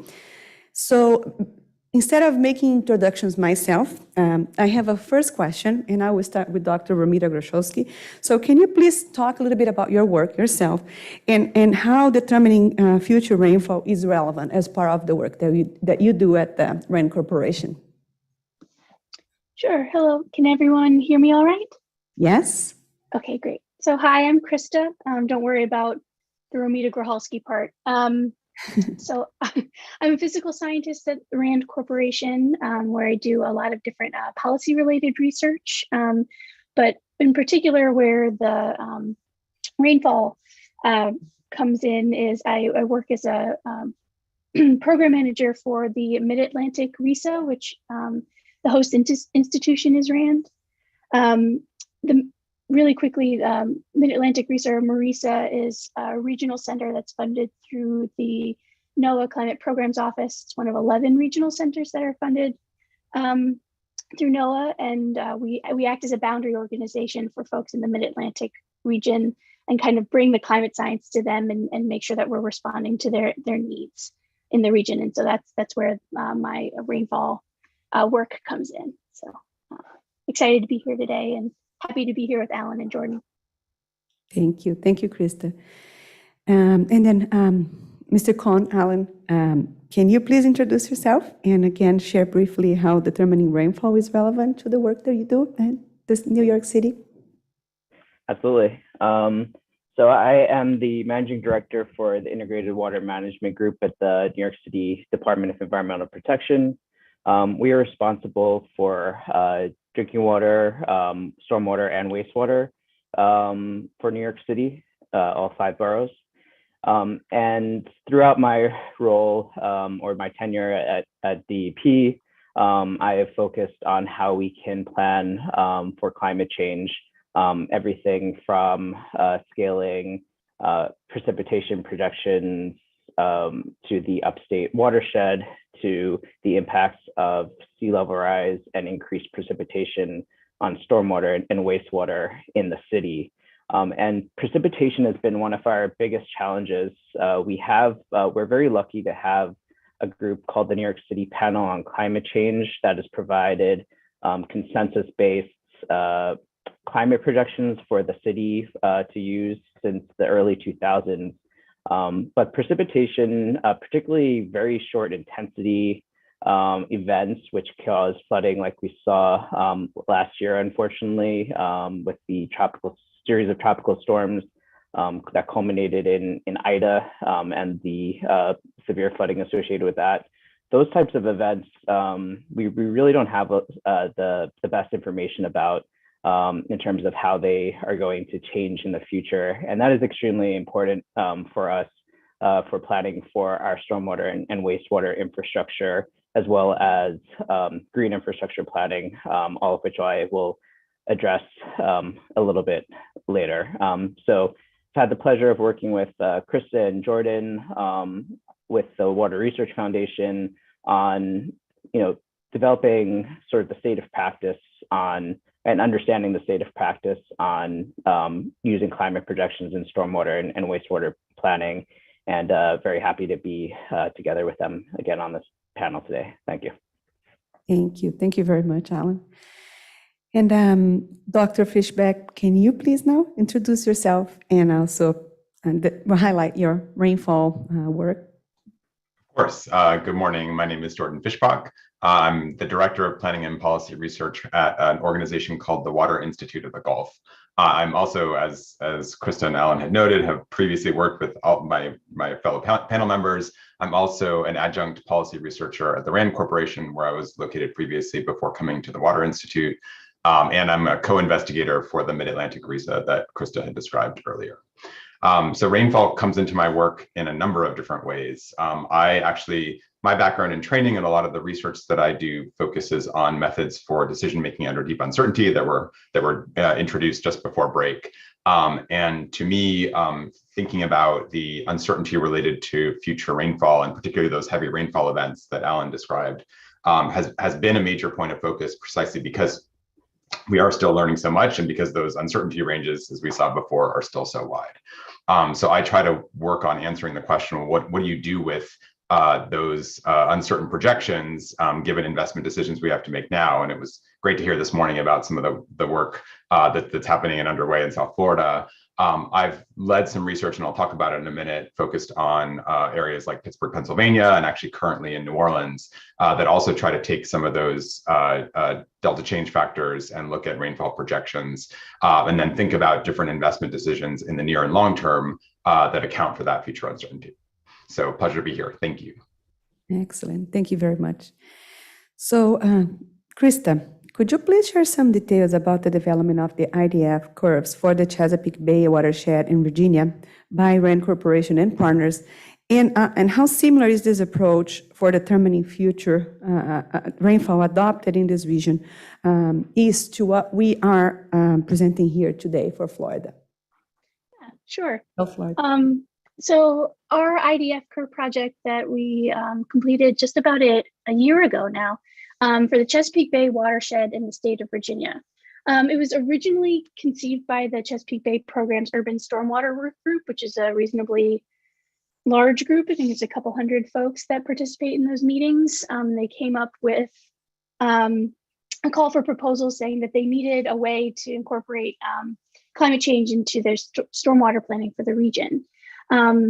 And so they had that effort funded by the Chesapeake Bay Trust, and we got started. And then during the project, we received additional funding from the Virginia Transportation Research Council and the Commonwealth Center for Recurrent Flooding Resiliency so that we could expand the work to cover the entire state of Virginia. So they wanted to not just have the part of Virginia that was in the watershed covered by our work.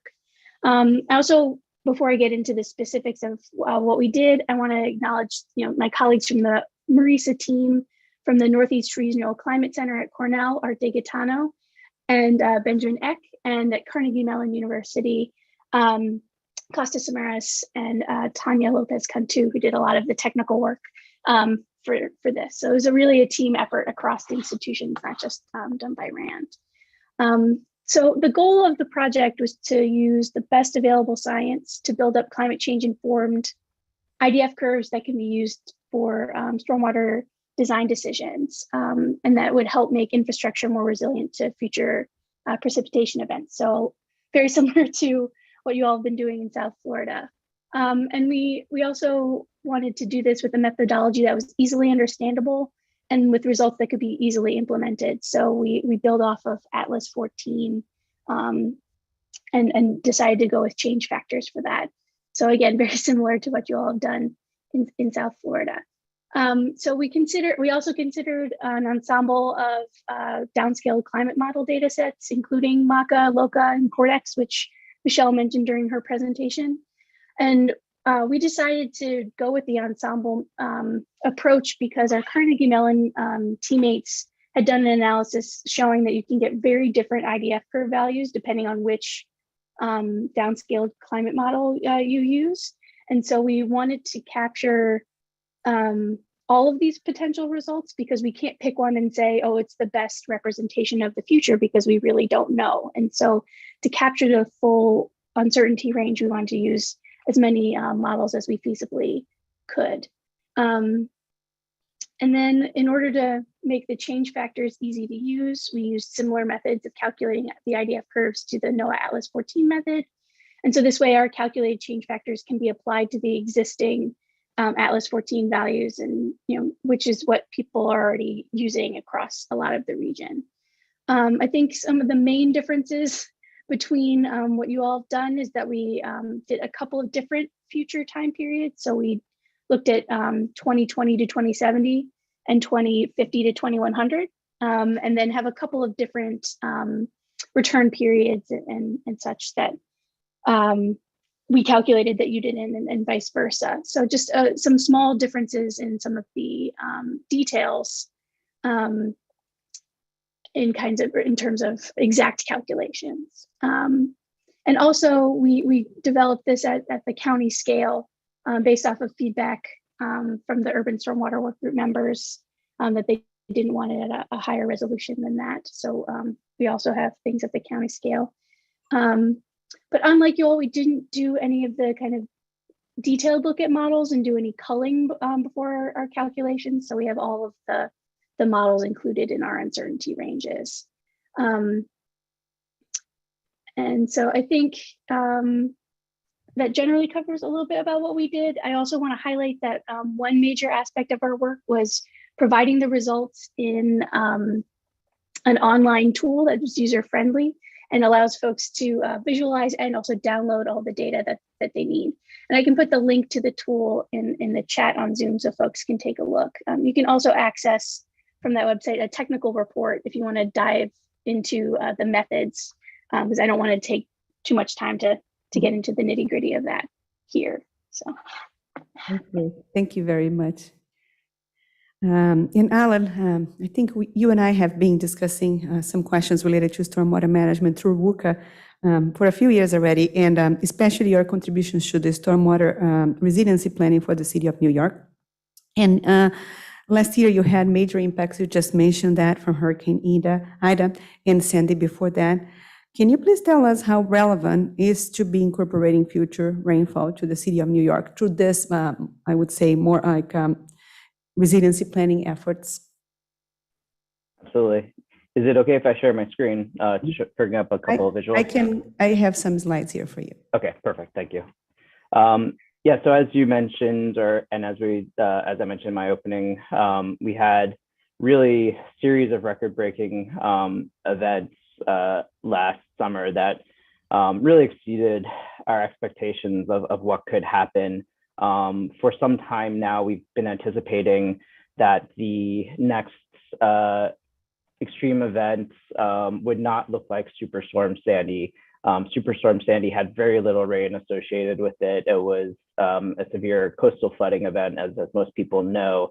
But we were very aware of the possibility of these extreme rain events, but just really hadn't experienced it quite to the extent that we did last summer. So Tropical Storm Elsa in early July flooded the subway in northern Manhattan with rainfall rates up to 3 inches per hour. That was a very isolated event, did not break any records at Central Park. It was just north of the park. But then Henri at the end of August did shatter a record at Central Park for rainfall intensity with almost 2 inches of rain falling in 1 hour. And then Ida far exceeded even that record at Central Park with over 3 inches of rain in an hour. And New York City is just not used to that level of rainfall intensity. Might be more common in Florida, but our systems are not built to manage that intensity. And tragically, we had flooding that resulted in several deaths, particularly people in basement apartments, as well as infrastructure flooded, as you can see here from one of our subway entrances. So if you go to the next slide, please. One of, sort of looking back, the tools that we've had are plentiful in terms of how we use information about climate projections. We have sea level rise maps, again, since the early 2000s, courtesy of the New York City panel on climate change.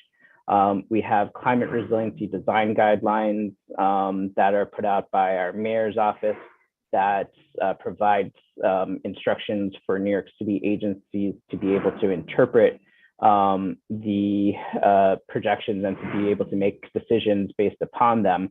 And the map on the right shows that our wastewater treatment plants, our pumping stations, a lot of them are in the coastal floodplain.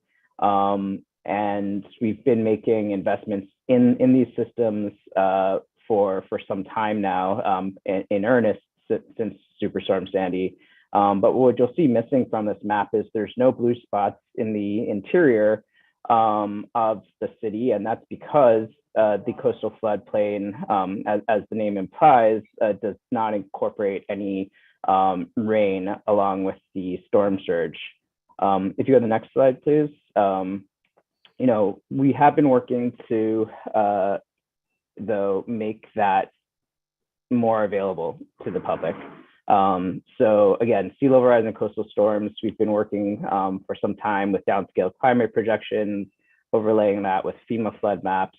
The city has been doing the same with extreme heat using, not quite the same, but using downscaled heat wave projections and creating heat vulnerability maps that incorporate social vulnerability. And extreme rain is the latest to be made available. So on the next slide, you'll see maps that were just made available just in May 2021, only a few months ahead of superstorm, or rather of tropical storm Ida, which for the first time show the inland flood risk from these extreme rain events. And we used a 2-inch rain with sea level rise and a 3.5-inch rain with sea level rise. And the 3.5-inch rain is pretty close to what we actually experienced from tropical storm Ida.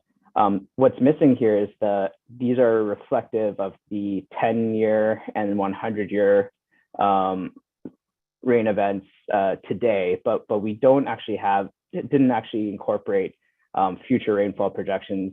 So you can see the opportunity here in the future to update these maps with revised rainfall information as more information becomes available. And there may be just one more slide, or I think that might be for my next. Yep, that's it for now. Perfect. Thank you very much. And I'm going to go back to Jordan, please. And I know future rainfall is also relevant in many of the projects that you are working at the Water Institute of the Gulf. And can you please share some details on the project to evaluate the benefits and costs of green stormwater infrastructure in Pennsylvania's Nickel Run watershed? Sure. Yeah, I think this is a nice example in addition in another urban watershed with some of the similar challenges that Alan had described. So I helped to lead a study that was completed in 2020 in a watershed called Negley Run, which is located largely within the city of Pittsburgh, Pennsylvania. So for the Pittsburgh region, just for background, most of the Pittsburgh region has focused primarily on water quality, in particular on wastewater in recent decades. And that's because Pittsburgh has a combined sewer system that's been out of compliance with Clean Water Act requirements for decades due to the volume and frequency of combined sewer overflows.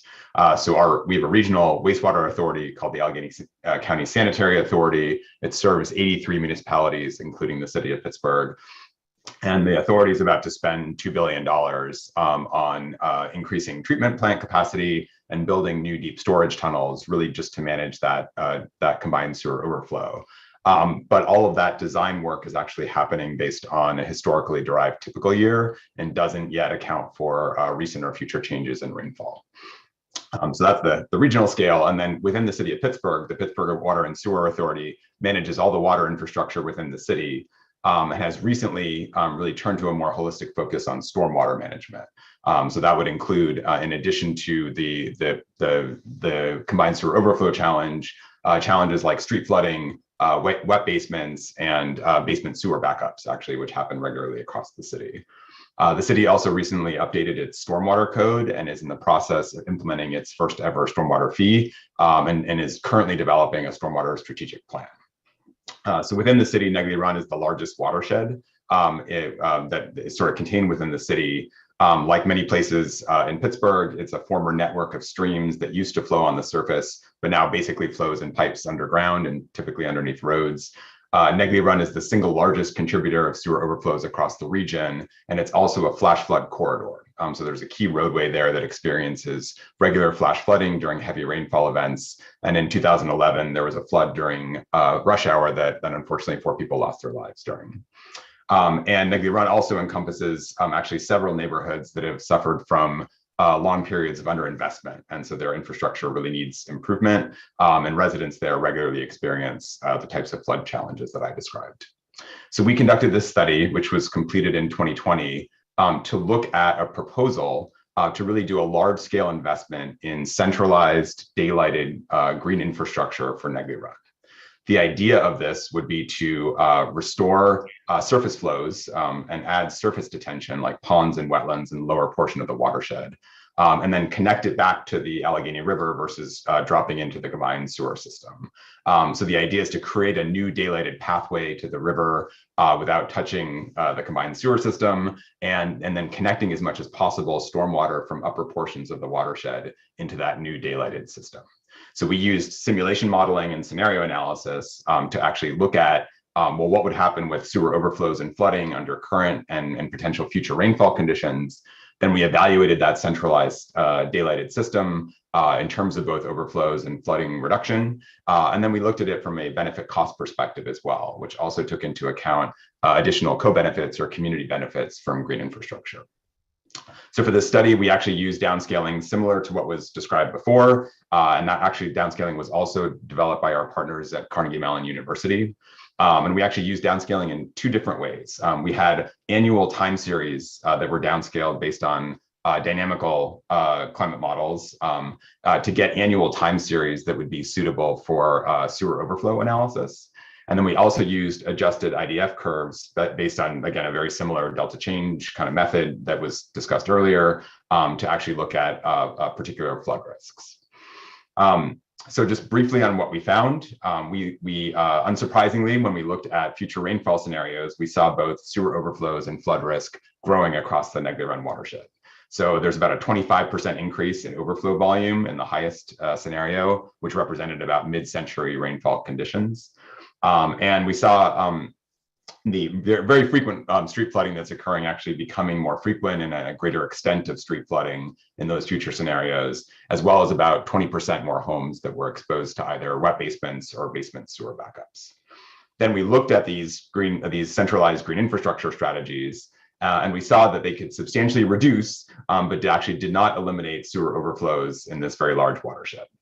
So we saw substantial reductions and real benefit, but not elimination of those sewer overflows. But really notably, it was very cost effective, those interventions, when compared to the gray only investments that have been proposed previously.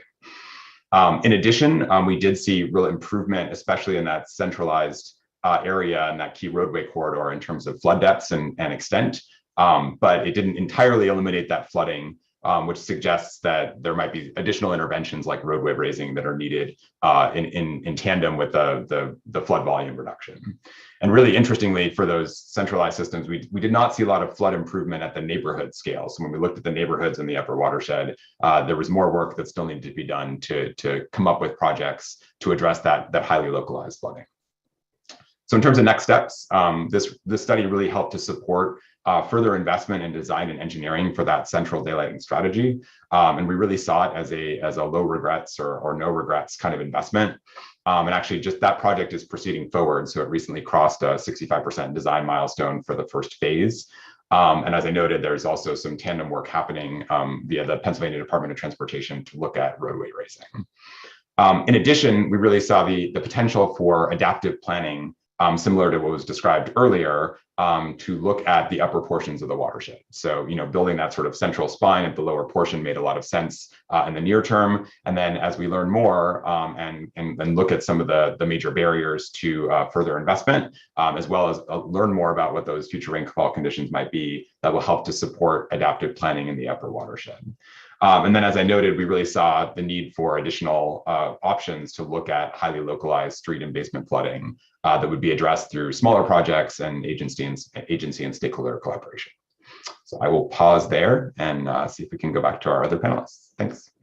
Thank you. Thank you very much. We are running a little bit late, but we have so much great information being shared here. We're going to nap at the end a little bit. I apologize just for our two next speakers, but let's continue. I have a few more questions and some great information here. So Alan, I'm going to go back to you since Jordan talked about green infrastructure.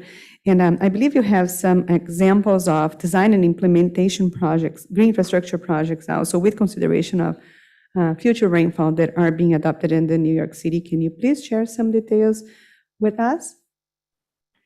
Sure, and I have a couple more slides, and I'll try to keep it brief though, to illustrate. What we're doing on green infrastructure is applying what we were calling the cloudburst management approach. This is a term that we've adopted from Copenhagen.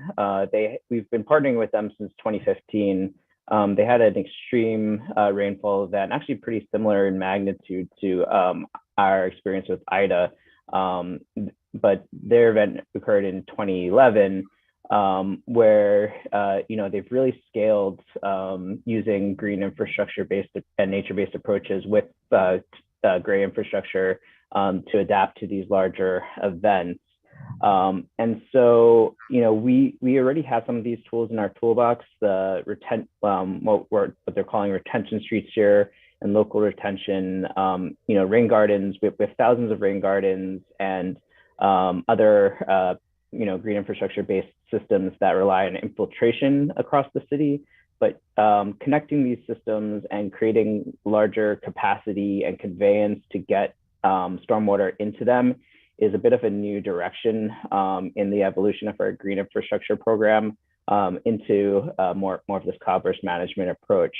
On the next slide, we have a chart of how we've actually been applying rainfall projections in the design of our cloudburst projects. And Krista mentioned earlier, Art DiGaetano and the Northeast Regional Climate Center at Cornell did develop IDF projections several years ago. It did not have sub-hourly information, which does limit our ability to use it a little bit in terms of modeling flooding, like in terms of the maps I showed earlier. But what we can use it to do is identify a design storm for the capacity of our green infrastructure or cloudburst systems. And we selected a 10-year storm for the design of one of our first pilot projects, which is about 2.3 inches in an hour.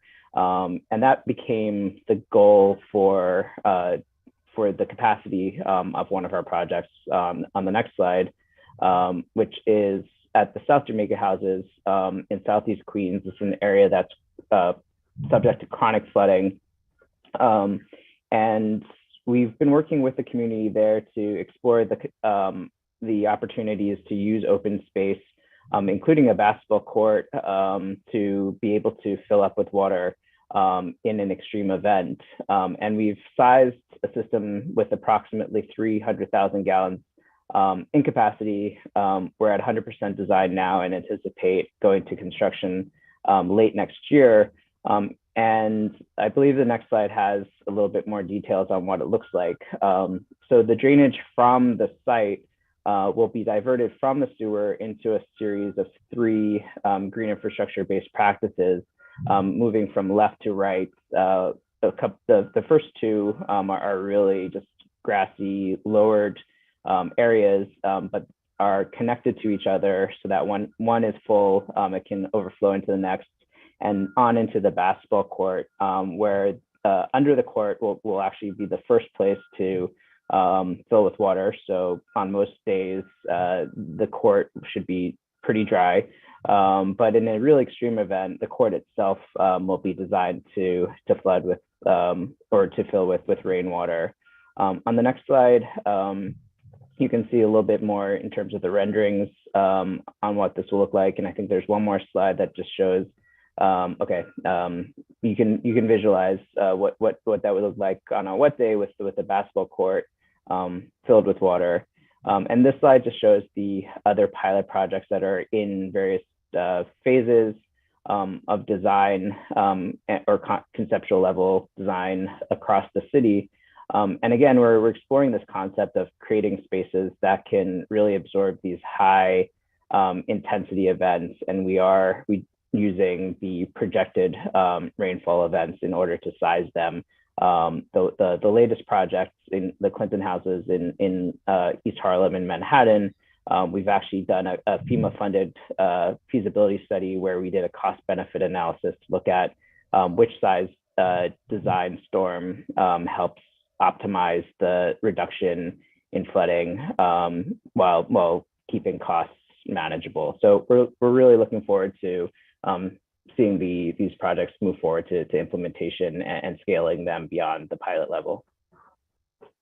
Thank you. Thank you. Thank you. And Krista,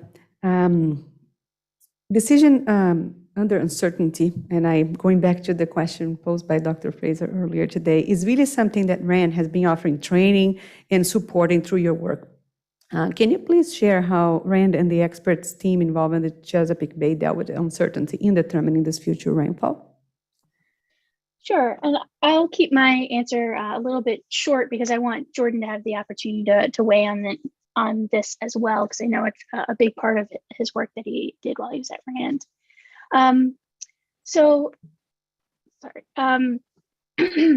For our project, like I mentioned before, we used a wide range of downscale climate models, and we kept all of those involved in our analysis because we wanted to include a complete uncertainty range, which is often quite large. And so we think that this uncertainty range is important for folks to actually use when they're making decisions about stormwater planning and design.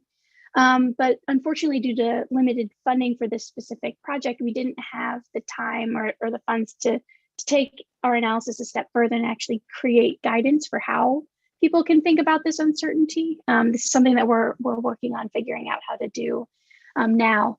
But generally, in our technical report, we talk about that users should think about the risk involved in the decision that they're making and then consider the uncertainty bounds. And so if you're making a decision with a small margin of error for something that you want to last a long time and really withstand a large number of rainfall events, you might want to pick something that's a little bit higher up in the uncertainty range rather than going with just the median. And this can be hard for people because they often just want to take the median or just want kind of the right answer. But it's important for folks to actually take into account uncertainty and in light of the decisions that they're making. Jordan, is there anything that you'd like to add? Sure, actually, Chris, I think you said it really well. I would just add a couple of quick things. One is, and we've learned this through the entire workshop, that because the climate models still aren't all the way there and being able to represent the future changes that are coming, particularly with heavy rainfall, and those uncertainty ranges are wide. That does indicate that planning for at the higher end of the range is still important. And as Krista noted, and we I think discussed a little bit earlier, trying to identify those key either locations or key pieces of infrastructure where there would be a lot of regret if you were to undersize that and for an investment. It's a long-term infrastructure, large scale, or getting it wrong would have a significant downside. So I think identifying those is really important. As I noted, also the kind of the positive flip side of that, which is identifying those investments that actually make sense irrespective of what those future rainfall projections would be. If they end up lower or higher, it's still a good investment. Those are ones we try to identify. And then actually, I want to connect it back to what Alan was talking about, because drawing on work that I've also done in coastal Louisiana focused on coastal flooding, the concept of multiple lines of defense, I think, is really important here as well. And actually, Alan's example illustrates that well, that you could design for a particular standard, but then have a plan in place for what happens if that standard is exceeded. And knowing and sort of, plan, I shouldn't say plan failure, but something along those lines where you can actually have a system that has some resiliency to it, and the collective whole of the system might be able to address a higher level of service than an individual component. And you actually think about that as a system when you're doing the initial planning and design. Excellent. And I think you both, this is going to be my last question, but I think you both touched the question about communicating and really translating this more complex information into action. Would you have some recommendations on how can we advance projects and given this uncertainty and really, as you show in some of the examples here, have the confidence needed for us to move forward? I can speak real quickly to some things that we're seeing based on the work here in Pittsburgh. So just as a real quick example, I noted that the city here has been updating the stormwater code. And actually some of these downscale climate projections that I mentioned were used to inform the changes to the design standards in that code. So the city is now mandating for future development, moving from what was the historical 10-year 24-hour rainfall event to the future projected rainfall event. It actually goes from 1.5 inches to 2 inches is the standard. And so now new infrastructure and new development is going to be designed to capture the first 2 inches of rainfall that falls, actually similar to the target that Alan had described for New York City, even though the rainfall extremes here are a little bit less than what you'd see on the coast in the city. Thank you. Anybody else has a final saying here, a final point that you want to highlight? Alan, Krista? Yeah, I'll just add, I think we've taken a sort of multi-tiered approach to this issue. So we recognize that we can't, dig up all of our sewers and put in a larger system, at least not something that wouldn't take decades or more to do. So, looking for opportunities where there, as Jordan said, where there are new construction projects to at least do a sensitivity test to see what it would take to upsize the system. That is something we're considering and also looking at it in the context of the climate resiliency design guidelines that I mentioned earlier. But again, not just relying on the sewers. So using the new flood maps that we've developed, looking at overland ways to manage flow overland rather. And even, in that case, it's helpful to have a design storm in mind, but we need to be somewhat flexible and adaptive and look at the cost and benefits on a project by project basis.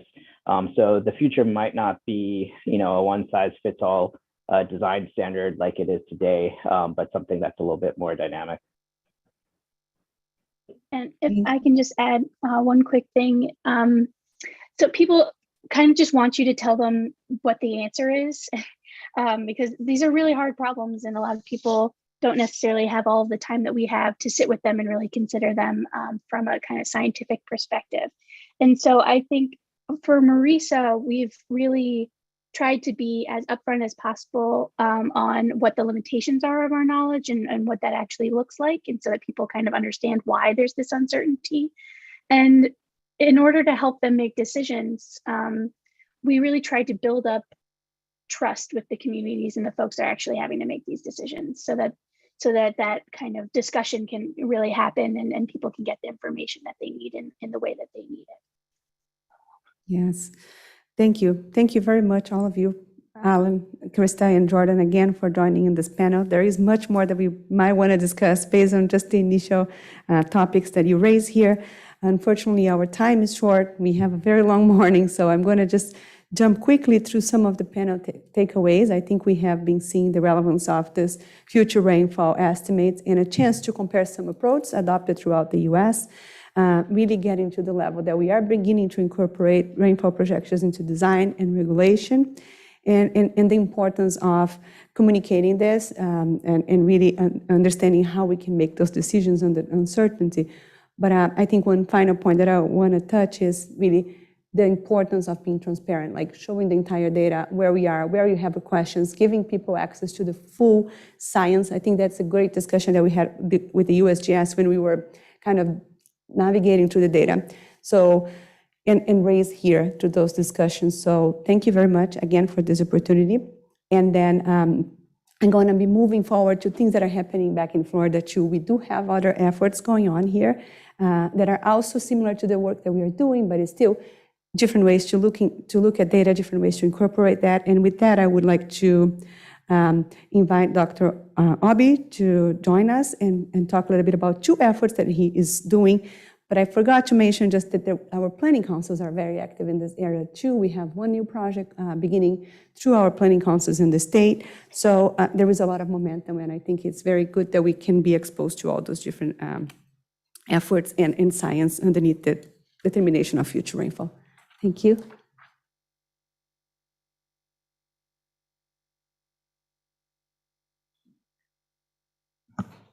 Thank you, Carolina. Thank you all for inviting me to give a talk on this. I feel awkward because I've been in this room many times before I left for the university. I feel like, we were very proactive in many of these issues like the deep uncertainty. In this very room, we brought Rob Lambert 5 years ago. But anyway, I'm from FIU. I have a long name. That's why they call me Obey, and many online probably know me myself. I feel like FIU is an anchor university, and we have sent many people to work in this agency. I see two of them right here. So I think I feel like, and I appreciate the opportunity to work, and I appreciate the opportunity to learn from this agency before I left. I think that's a very interesting experience here. Hey, I only have 9 minutes to talk about 2 projects, but the interesting thing is I'm going to go statewide. I think some of the work that Michelle and Carolina and others talked about is South Florida. But, one interesting aspect is that, I was involved throughout the project that Michelle and Carolina and others worked on. So I benefited from having the nice code that Michelle developed and used the consistent methodology.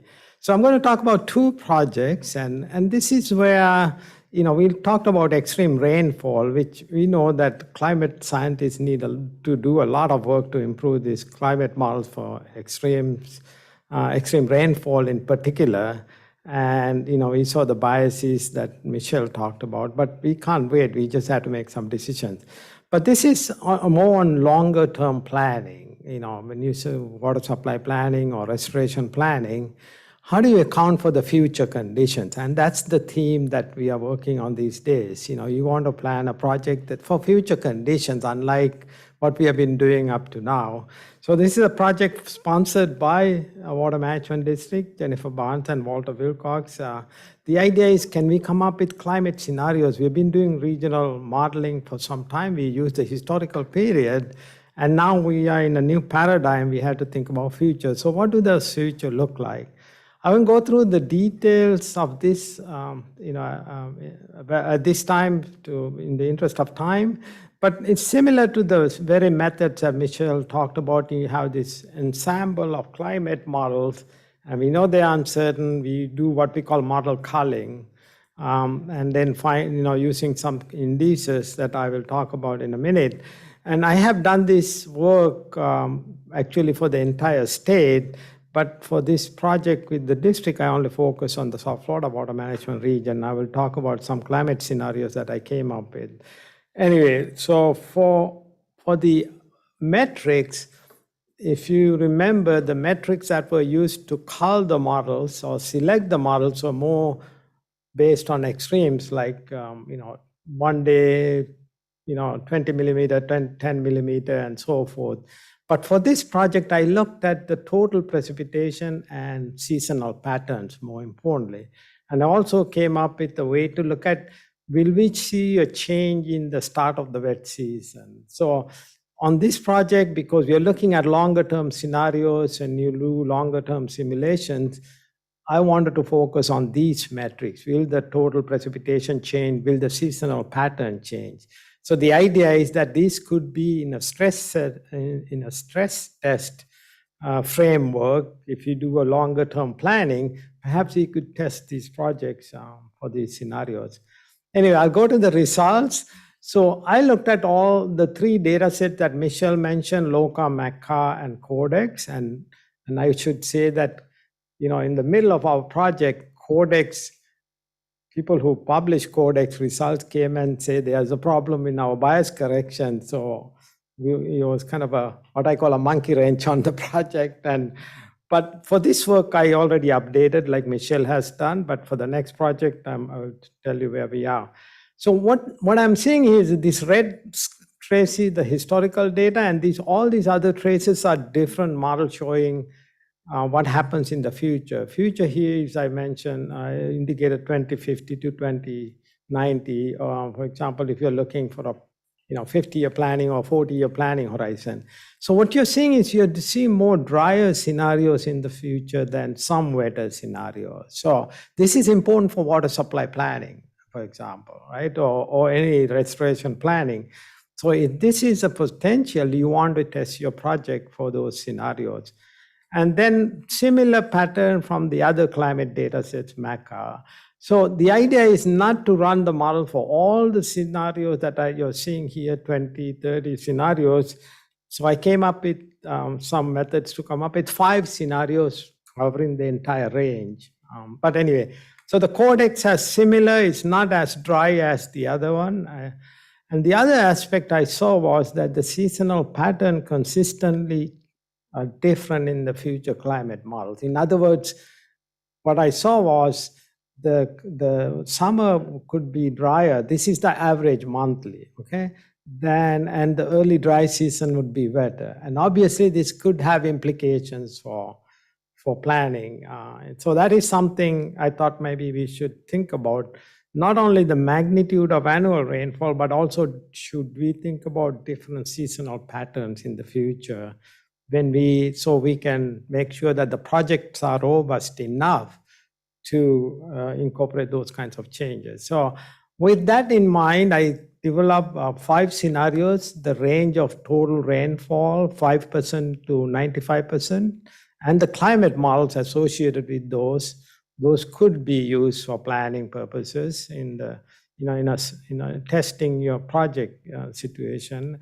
And then for all 3 models. So the idea is you don't run hundreds of models, but this range of future conditions could be looked at before you finalize your project plan. So that's kind of one aspect I looked at in this project. I also looked at the temperature. There was a question of evapotranspiration earlier. Temperature projections are very robust compared to rainfall. They all show the warming, several degrees of warming. So the idea is with higher temperature, you have more losses into the atmosphere. We used to say that there's a small difference between rainfall and ET. That is our water supply.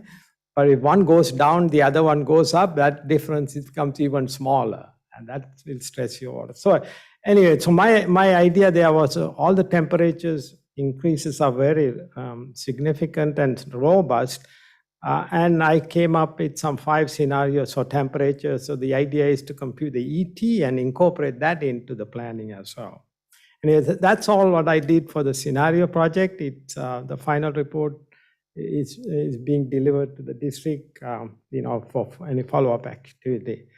So I did similar thing. This was for extreme rainfall, very similar to what was done for Florida USGS project, which I was part of, and Michelle explained. But this is more for statewide analysis. So similar methodology, model calling, best models, similar to what Michelle mentioned, and then what are the adjustment factors or change factors for statewide application. Right? But I presented the result a little differently, and I will compare then. So for the metrics, again, in this case, as opposed to this long-term rainfall scenario analysis, we picked a different set of metrics, more representing the extremes to do the model calling, which is similar to what Michelle mentioned. So we use the same methodology, and I use the same kind of scripts, but I presented results a little differently. My project, actually funded by the Florida Building Commission, preceded some of the work that you heard today. So I came up with the median change factors for each of the climate data sets. And by the way, this codex data is before that the correction was made. I'm trying to update those.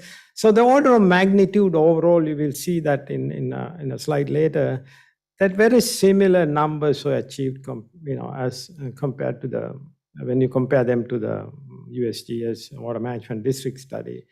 So we presented these results for all the climate divisions. I forgot to mention, I divided the entire state of Florida into 5 climate divisions. And I was not comfortable going to a very high resolution. So I said, some sort of an average change factor for different climate divisions. There might be a different way to dissect the results or spatially dissect the results, but I thought that would be a good guidance for people to use. And like Carolina mentioned, all the change factors are about 1. That means future condition for planning purposes should assume or should plan for potential increase in extreme rainfall. And I always say that if you pick a higher change factor, if you become more resilient, you might spend a little bit more money, you might buy more time in the future, you are more robust in your design.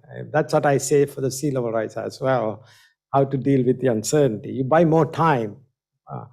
Now, if you under-design, obviously that's a different story, right? If you over-design, you're more resilient, right? So anyway, I have what I call a cheap version of the website. It's a Tableau that was freely available. That Tableau is available. You can go and pick any station and get the range of change factors, similar to what we heard from up north and so forth.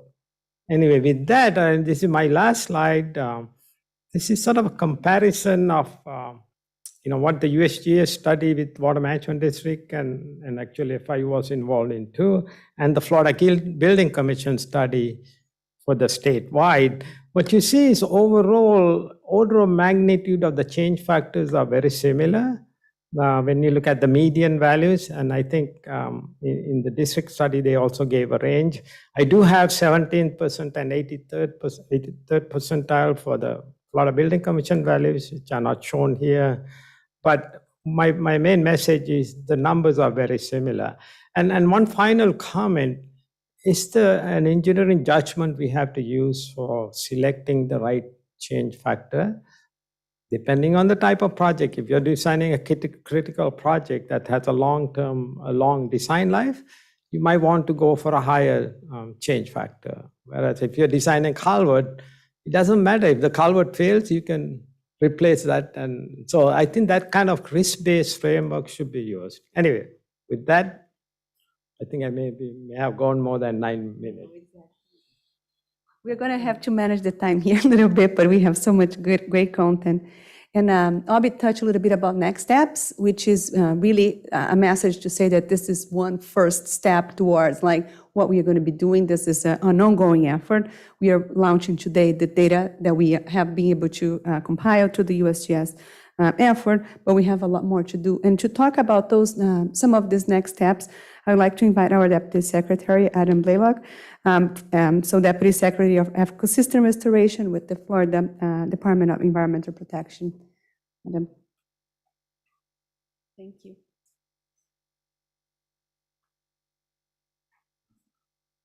Good morning. I'm happy to be here. As Dr. Moran said, I'm Adam Blaylock. I'm the Deputy Secretary of Ecosystems Restoration with the Florida Department of Environmental Protection. It's really good to be here in person to kind of see firsthand all the work and data collection that's going into developing this future extreme rainfall projections. It's something that, as it's being developed, particularly for South Florida, will have a lot of important uses as we expand it going forward to potentially use as we develop our statewide flooding and resiliency data set and also our statewide vulnerability assessment. So I think a lot of this work effort being done now will have a lot of potential applicability statewide as well. Flooding and sea level rise, they're critical issues in Florida. And we're fortunate that our legislature and governor recognize this need to address impacts of sea level rise and flooding in Florida and approved the passage of the landmark legislation creating the Resilient Florida program, along with the associated grant funding. Earlier, we were welcomed by Dr. Brooks, the Chief Resilience Officer for Florida, who coordinates the reviews resilience activities in the state and participates in the development of research to support vulnerability assessments such as this one. We also heard from Dr. Fraser, who is part of the historic 2021 legislation, leads the Florida Flood Hub at the University of South Florida, which has been established to help the department advance our statewide flooding and sea level rise research and modeling efforts. It's this coordination between the department, the Chief Science Officer, Dr. Mark Rains, the Chief Resilience Officer, the Florida Flood Hub, and the South Florida Water Management Districts, among others, that positions Florida as a leader in the areas of resilience and adaptation. And I just like to take a minute too to thank the South Florida Water Management District for bringing all these people together today, discussing all the issues related to future rainfall predictions and all the work and effort that her and her team has put together, and the experts that we've heard today, and will continue to work on developing this predictive modeling.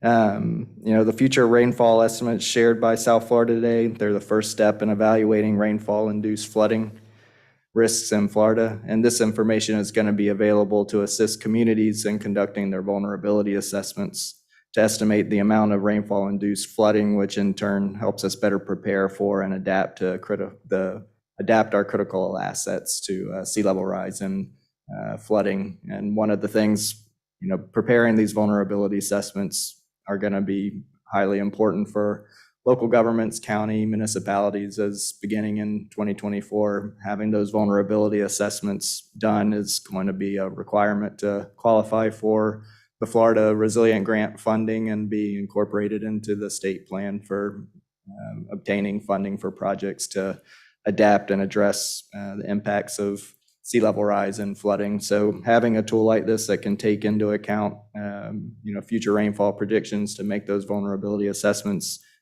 even more accurate and predictive is something I think we'll get a lot of advantage out of. The department looks forward to building upon this important work through coordination with Dr. Brooks, Dr. Rains, the Florida Flood Hub, and the water management districts, along with regional planning councils and local communities, as we work to develop more accurate Florida-specific climate models that can reproduce rainfall drivers in Florida and more accurately represent future rainfall totals, seasonal, average, extreme dry, and extreme wet. Also, moving forward over the next year, the department's looking forward to getting more projects underway to make Florida more resilient. Last fall, we announced over $404 million in resilient grant implementation projects and $270 million for the 2022-2023 statewide flooding and sea level rise resiliency plan.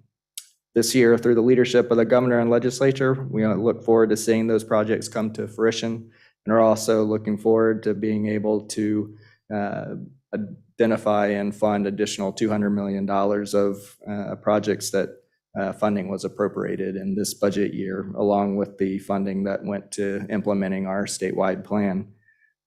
These projects are built on a foundation of sound science and proactive planning. And again, we thank the South Florida Water Management District for helping Florida move forward on these issues. It's outreach and collaboration opportunities like this one that help us build strong community partnerships and continue to safeguard Florida's natural resources. So thank you for having me here today, and appreciate the opportunity and continue to work with the district moving forward. So thank you very much. Thank you very much. And we also have Dr. Turusu Asafa. He's the chair for the Florida Water and Climate Alliance. We have been discussing this statewide regional climate projections through the Water and Climate Alliance at DUF as well. So he's just going to share some words with us about those next steps. Can you hear us, Dr. Asafa? Yes, can you hear me? Perfect. Yes, we can. Good morning, everyone. My name is Turusu Asafa. I am the Systems Decision Support Group Lead at Tampa Bay Water. My group does designing, implementing some of decision support tools, multi-scales, but importantly for today, I'm currently the chair of Florida Water and Climate Alliance. Just to give you a brief introduction about the Alliance, it was founded 12 years ago as a stakeholder scientist partnership. And it is committed what we call for co-development of locally relevant and actionable climate science.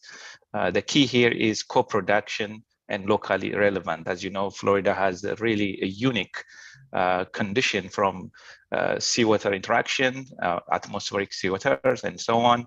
So it is important to understand that and produce data. You heard some of the others earlier. That's relevant to us. The group is led by a core steering committee. Dr. Moran is one of them. So we have people from management district, we have people from utilities, we have people from university researchers. And we consider this as a unique partnership and a two-way street where scientists and researchers get to interact in a consistent, extended times through workshop, for example, and those extended interaction actually resulted in a few projects from some of them funded by the federal government, federal grant as well. 12 years ago, when we started, the topic of climate resilience was at the center of our mission, basically. And we had a stakeholder assessment. We have several workshops, typically 2 to 3 in a year. We organized in such a way we would rotate our workshop through the state. We had one in South Florida as well, a couple of days workshop we did, all the way to Tallahassee as well. And that was important to have, to listen for different stakeholders and what kind of information they need, what is relevant for Florida. So those interaction with universities, and you probably know some of our climate scientists from FSU, as well as UF, hydrologists, are all part of this core steering committee. We have been also looking at decision under uncertainty. It was covered a little bit earlier, but the most important thing we're looking forward in our next step is bringing this statewide regional climate projection that are consistent. You may see different areas, producing different data for that, but it may even get into boundary condition. How do you do? It's much easier to have a consistent data set and consistent results for the whole state. So that's where we are going. And hopefully we will continue our collaboration with the Florida Department of Environmental Protection, the Water Management District, USGS, and ourselves. We see that collaboration going on for the next several years in terms of coming up with consistent, locally relevant data set that can be used. I would like to mention, most of you know, the momentum going on at the state level to advance understanding of the future rainfall, as you just heard from Mr. Adam earlier, that it is a great opportunity right now. The state is giving us a lot of opportunities to help manage water resources at the local level as well. I will stop there, and thank you for inviting me. Thank you very much. I think Nicole will transition into our next Q&A session. Thank you. Thank you. Thank you. As Carolina just mentioned, we'll transition into our final Q&A session for this workshop. I'm going to start with the questions that were received for the presenters from this last block. So that included since the panel members through now with Dr. Asefa. And so please continue to submit those questions in the Q&A function through Zoom or here in person as well.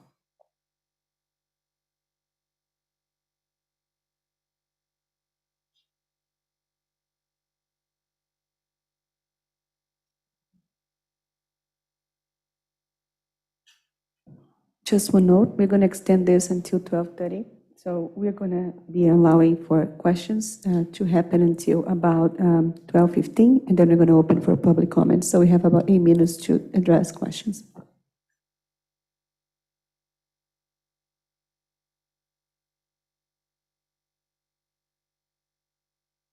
Okay, the first question is for Jordan from our U.S. Case Studies panel. The question comes from Dr. David Chin at the University of Miami. And here is that question. Jordan mentioned design for 10-year, 24-hour event. What 24-hour rainfall distribution is used, and is this distribution also being adjusted for climate change? Sure. Yeah, I'll briefly address it, and I also typed an answer in. But I had linked the report that we developed, and basically for the IDF curves that we used, our partners at Carnegie Mellon developed both a historical baseline at the nearest local gauge to Negri Run, as well as these future projected curves ranging from a 1-hour event to a 72-hour event. And they developed climate adjustment factors for all of those durations. So yes, the 24-hour was also climate adjusted. And the values for at least for the 1-hour and the 24-hour are in Appendix C of our report, if you want to go find them there. Thank you. And I was wondering where the question went. It moved out of my queue, but I'm glad you repeated the answer for the folks in the room to hear the response.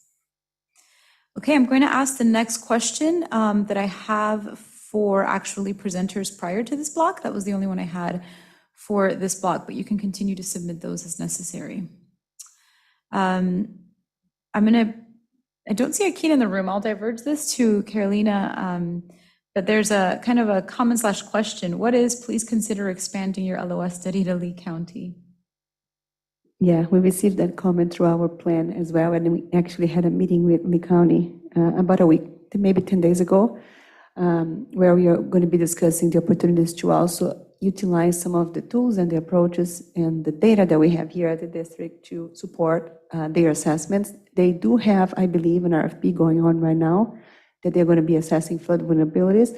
And what we were able to discuss with them in this meeting was that we will offer our again, the tools, our technical expertise to be able to see, review, work with them. We're not going to be developing a model right now through our FPLOS effort. But as soon as we get outputs from this county effort, we will be able to incorporate. And then once we are ready to advance a new start in that region, we will be working very closely in coordination with the county. Thank you. The next question is from Dr. Ibrahimian at FIU. It's actually an expansion on the question Rajendra asked earlier on the sensitivity analysis. And so this is the question. I wonder if long-term conditions and dynamics of infiltration, seepage, from canals is being or will be considered in the sensitivity analyses in the future. Yes, I'm going to answer here if you want to time in too, Francisco. I don't know if he's talking specifically about the sensitivity analysis that we did with rainfall. I believe he is. So infiltration is part of the models that we adopt here at the FPLOS program. So Mike, the AGI family, they do allow us to model specifically how much infiltration we have and also accounting for exchanges with the groundwater levels. So we do have layers of groundwater represented there and the ability to infiltrate water depending on how high our groundwater levels are. And I believe when he touched the sensitivity analysis and the question of infiltration, he might be also talking about different soil conditions into the future and perhaps more extreme rainfall events that would reduce our ability to infiltrate even if we have room in the soil. So that's something we have not addressed specifically or modeled yet as part of our level of service program. I think it might have impacts as well in the way we account for those infiltration rates and also runoff volumes. So definitely something that will probably come out of the 2 new starts when we're going to have the chance to go deeper and understand the impacts of those more extreme future rainfall scenarios as part of the simulations done through FPLOS program. Great, thank you. I think you can answer to this one, but we could also expand this maybe to the audience. The question is from Tara McHugh, and it is, will the other water management districts be conducting the same work across the state for a consistent approach? I don't know if Adam wants to talk a little bit about that, but we have a conversation going on with FDP in terms of just kind of trying to see if we can expand the same type of results that we have right now for South Florida to the state. There is a project going on that is funded through FDEO, through the planning councils. They are going to be going around the state. They are using, again, the same data sets that we develop here, and they are working very closely with Obi to utilize his statewide results. So I believe the goal is exactly that, to be able to have all the water management districts having the same type of rainfall. But if you want to sit here with us or go to the podium. Yeah, and thank you for that question. I can just expand on a little bit, just not even specific to, looking at extreme future rainfall, but, each of the water management districts are in the process in their areas looking at how rainfall, climate change, sea level rise for those that are in coastal areas are impacting, whether it's their storm system, water management, flood control structures, or groundwater supplies, and the way that increased rain or decreased rain, depending on the scenarios that play out, could impact drinking water, groundwater supplies, saltwater intrusion, as we're looking at sea level rise in our coastal areas. And so a lot of the water management districts are, as they're looking into their planning efforts, both from a, water supply and water resource development standpoint, taking into account, the potential impacts that climate change may have. And, I think as the departments moves forward with developing their statewide data set, looking at some of the data and information that's being collected by the water management districts and incorporating that and kind of using each of the districts to pull in kind of a uniform data set that then can be applied statewide, similar to the coordination that we're doing with South Florida on the future rainfall projections, kind of taking the work that they're doing, working with the flood hub, making that expanding statewide so that we can, have that information and put in as we develop our statewide data set and then the assessment here in the next couple of years. So thanks for the question. Thank you. We have the next question for Dr. Obi. That question is from Rajandra Padel. And the question is, do you have a plan to integrate these future projection data into the regional scale model to simulate the hydrologic response of South Florida?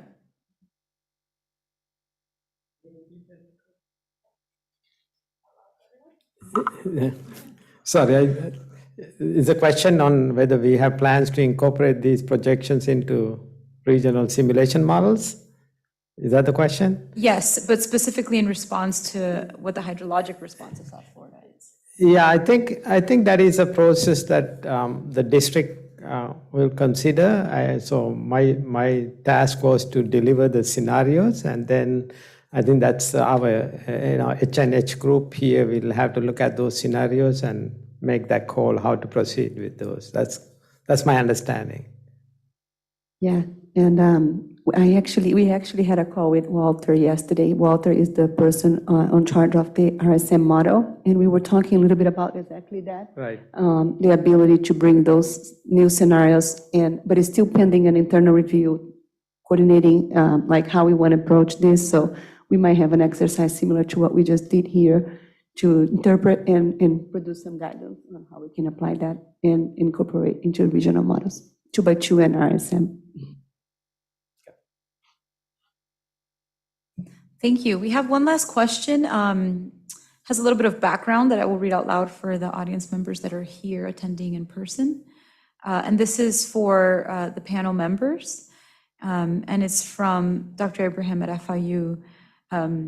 Here goes. This is some intro for a quick question. Green stormwater infrastructure planning and implementation efforts in New York and Pennsylvania, as presented by the speakers today, similar to those in other states in the East, are backed by extensive knowledge of green infrastructure, performance based on field monitoring programs in those regions, whose results have been reflected in their design guidelines. There's a critical need for establishing green stormwater infrastructure field monitoring programs in South Florida to leverage the benefits of green infrastructure realistically in regional resilience plans. Are there plans or initiatives regarding these field monitoring programs at South Florida Water Management District? So actually the question is for us, not at all for Jordan or the panel members. So we do have some projects included in our resiliency plan that was published last year that touch exactly on that. We have a pilot study that we are hoping to advance in partnership with Miami-Dade, focusing in one of the basins and really understanding how much room we have for green infrastructure, the associated benefits, and how can we start really monitoring and understanding better those outcomes, like what are the benefits that we can measure to those green infrastructure projects. The level of service program is also looking at potentially incorporating one performance metric as part of some future efforts that can reflect associated benefits from green infrastructure in addition to just the traditional 6 performance measures that they currently utilize as part of the level of service. So yes, there is some initiatives at the district to begin looking at those. Great, thank you. This concludes the last block of question and answer for this workshop. I will turn it over to our moderator for the broader portions of the event, Yvette, and she'll go over public comments. Great, thank you, Nicole. If you have a public comment, please raise your hand.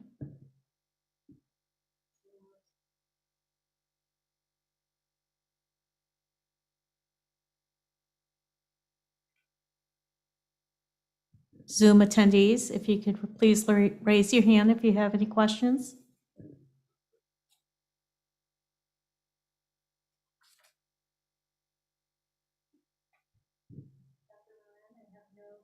Dr. Moran, I have no raised hands.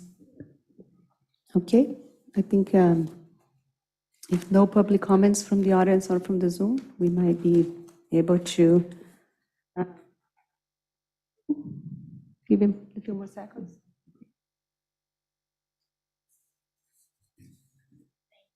Thank you. For those that are looking for the presentation, it will be posted on our district website at sfwmd.gov. Scroll down on the right-hand side to news and meetings, and you scroll down to the public meetings. Thank you. The meeting is adjourned. Thank you, everyone.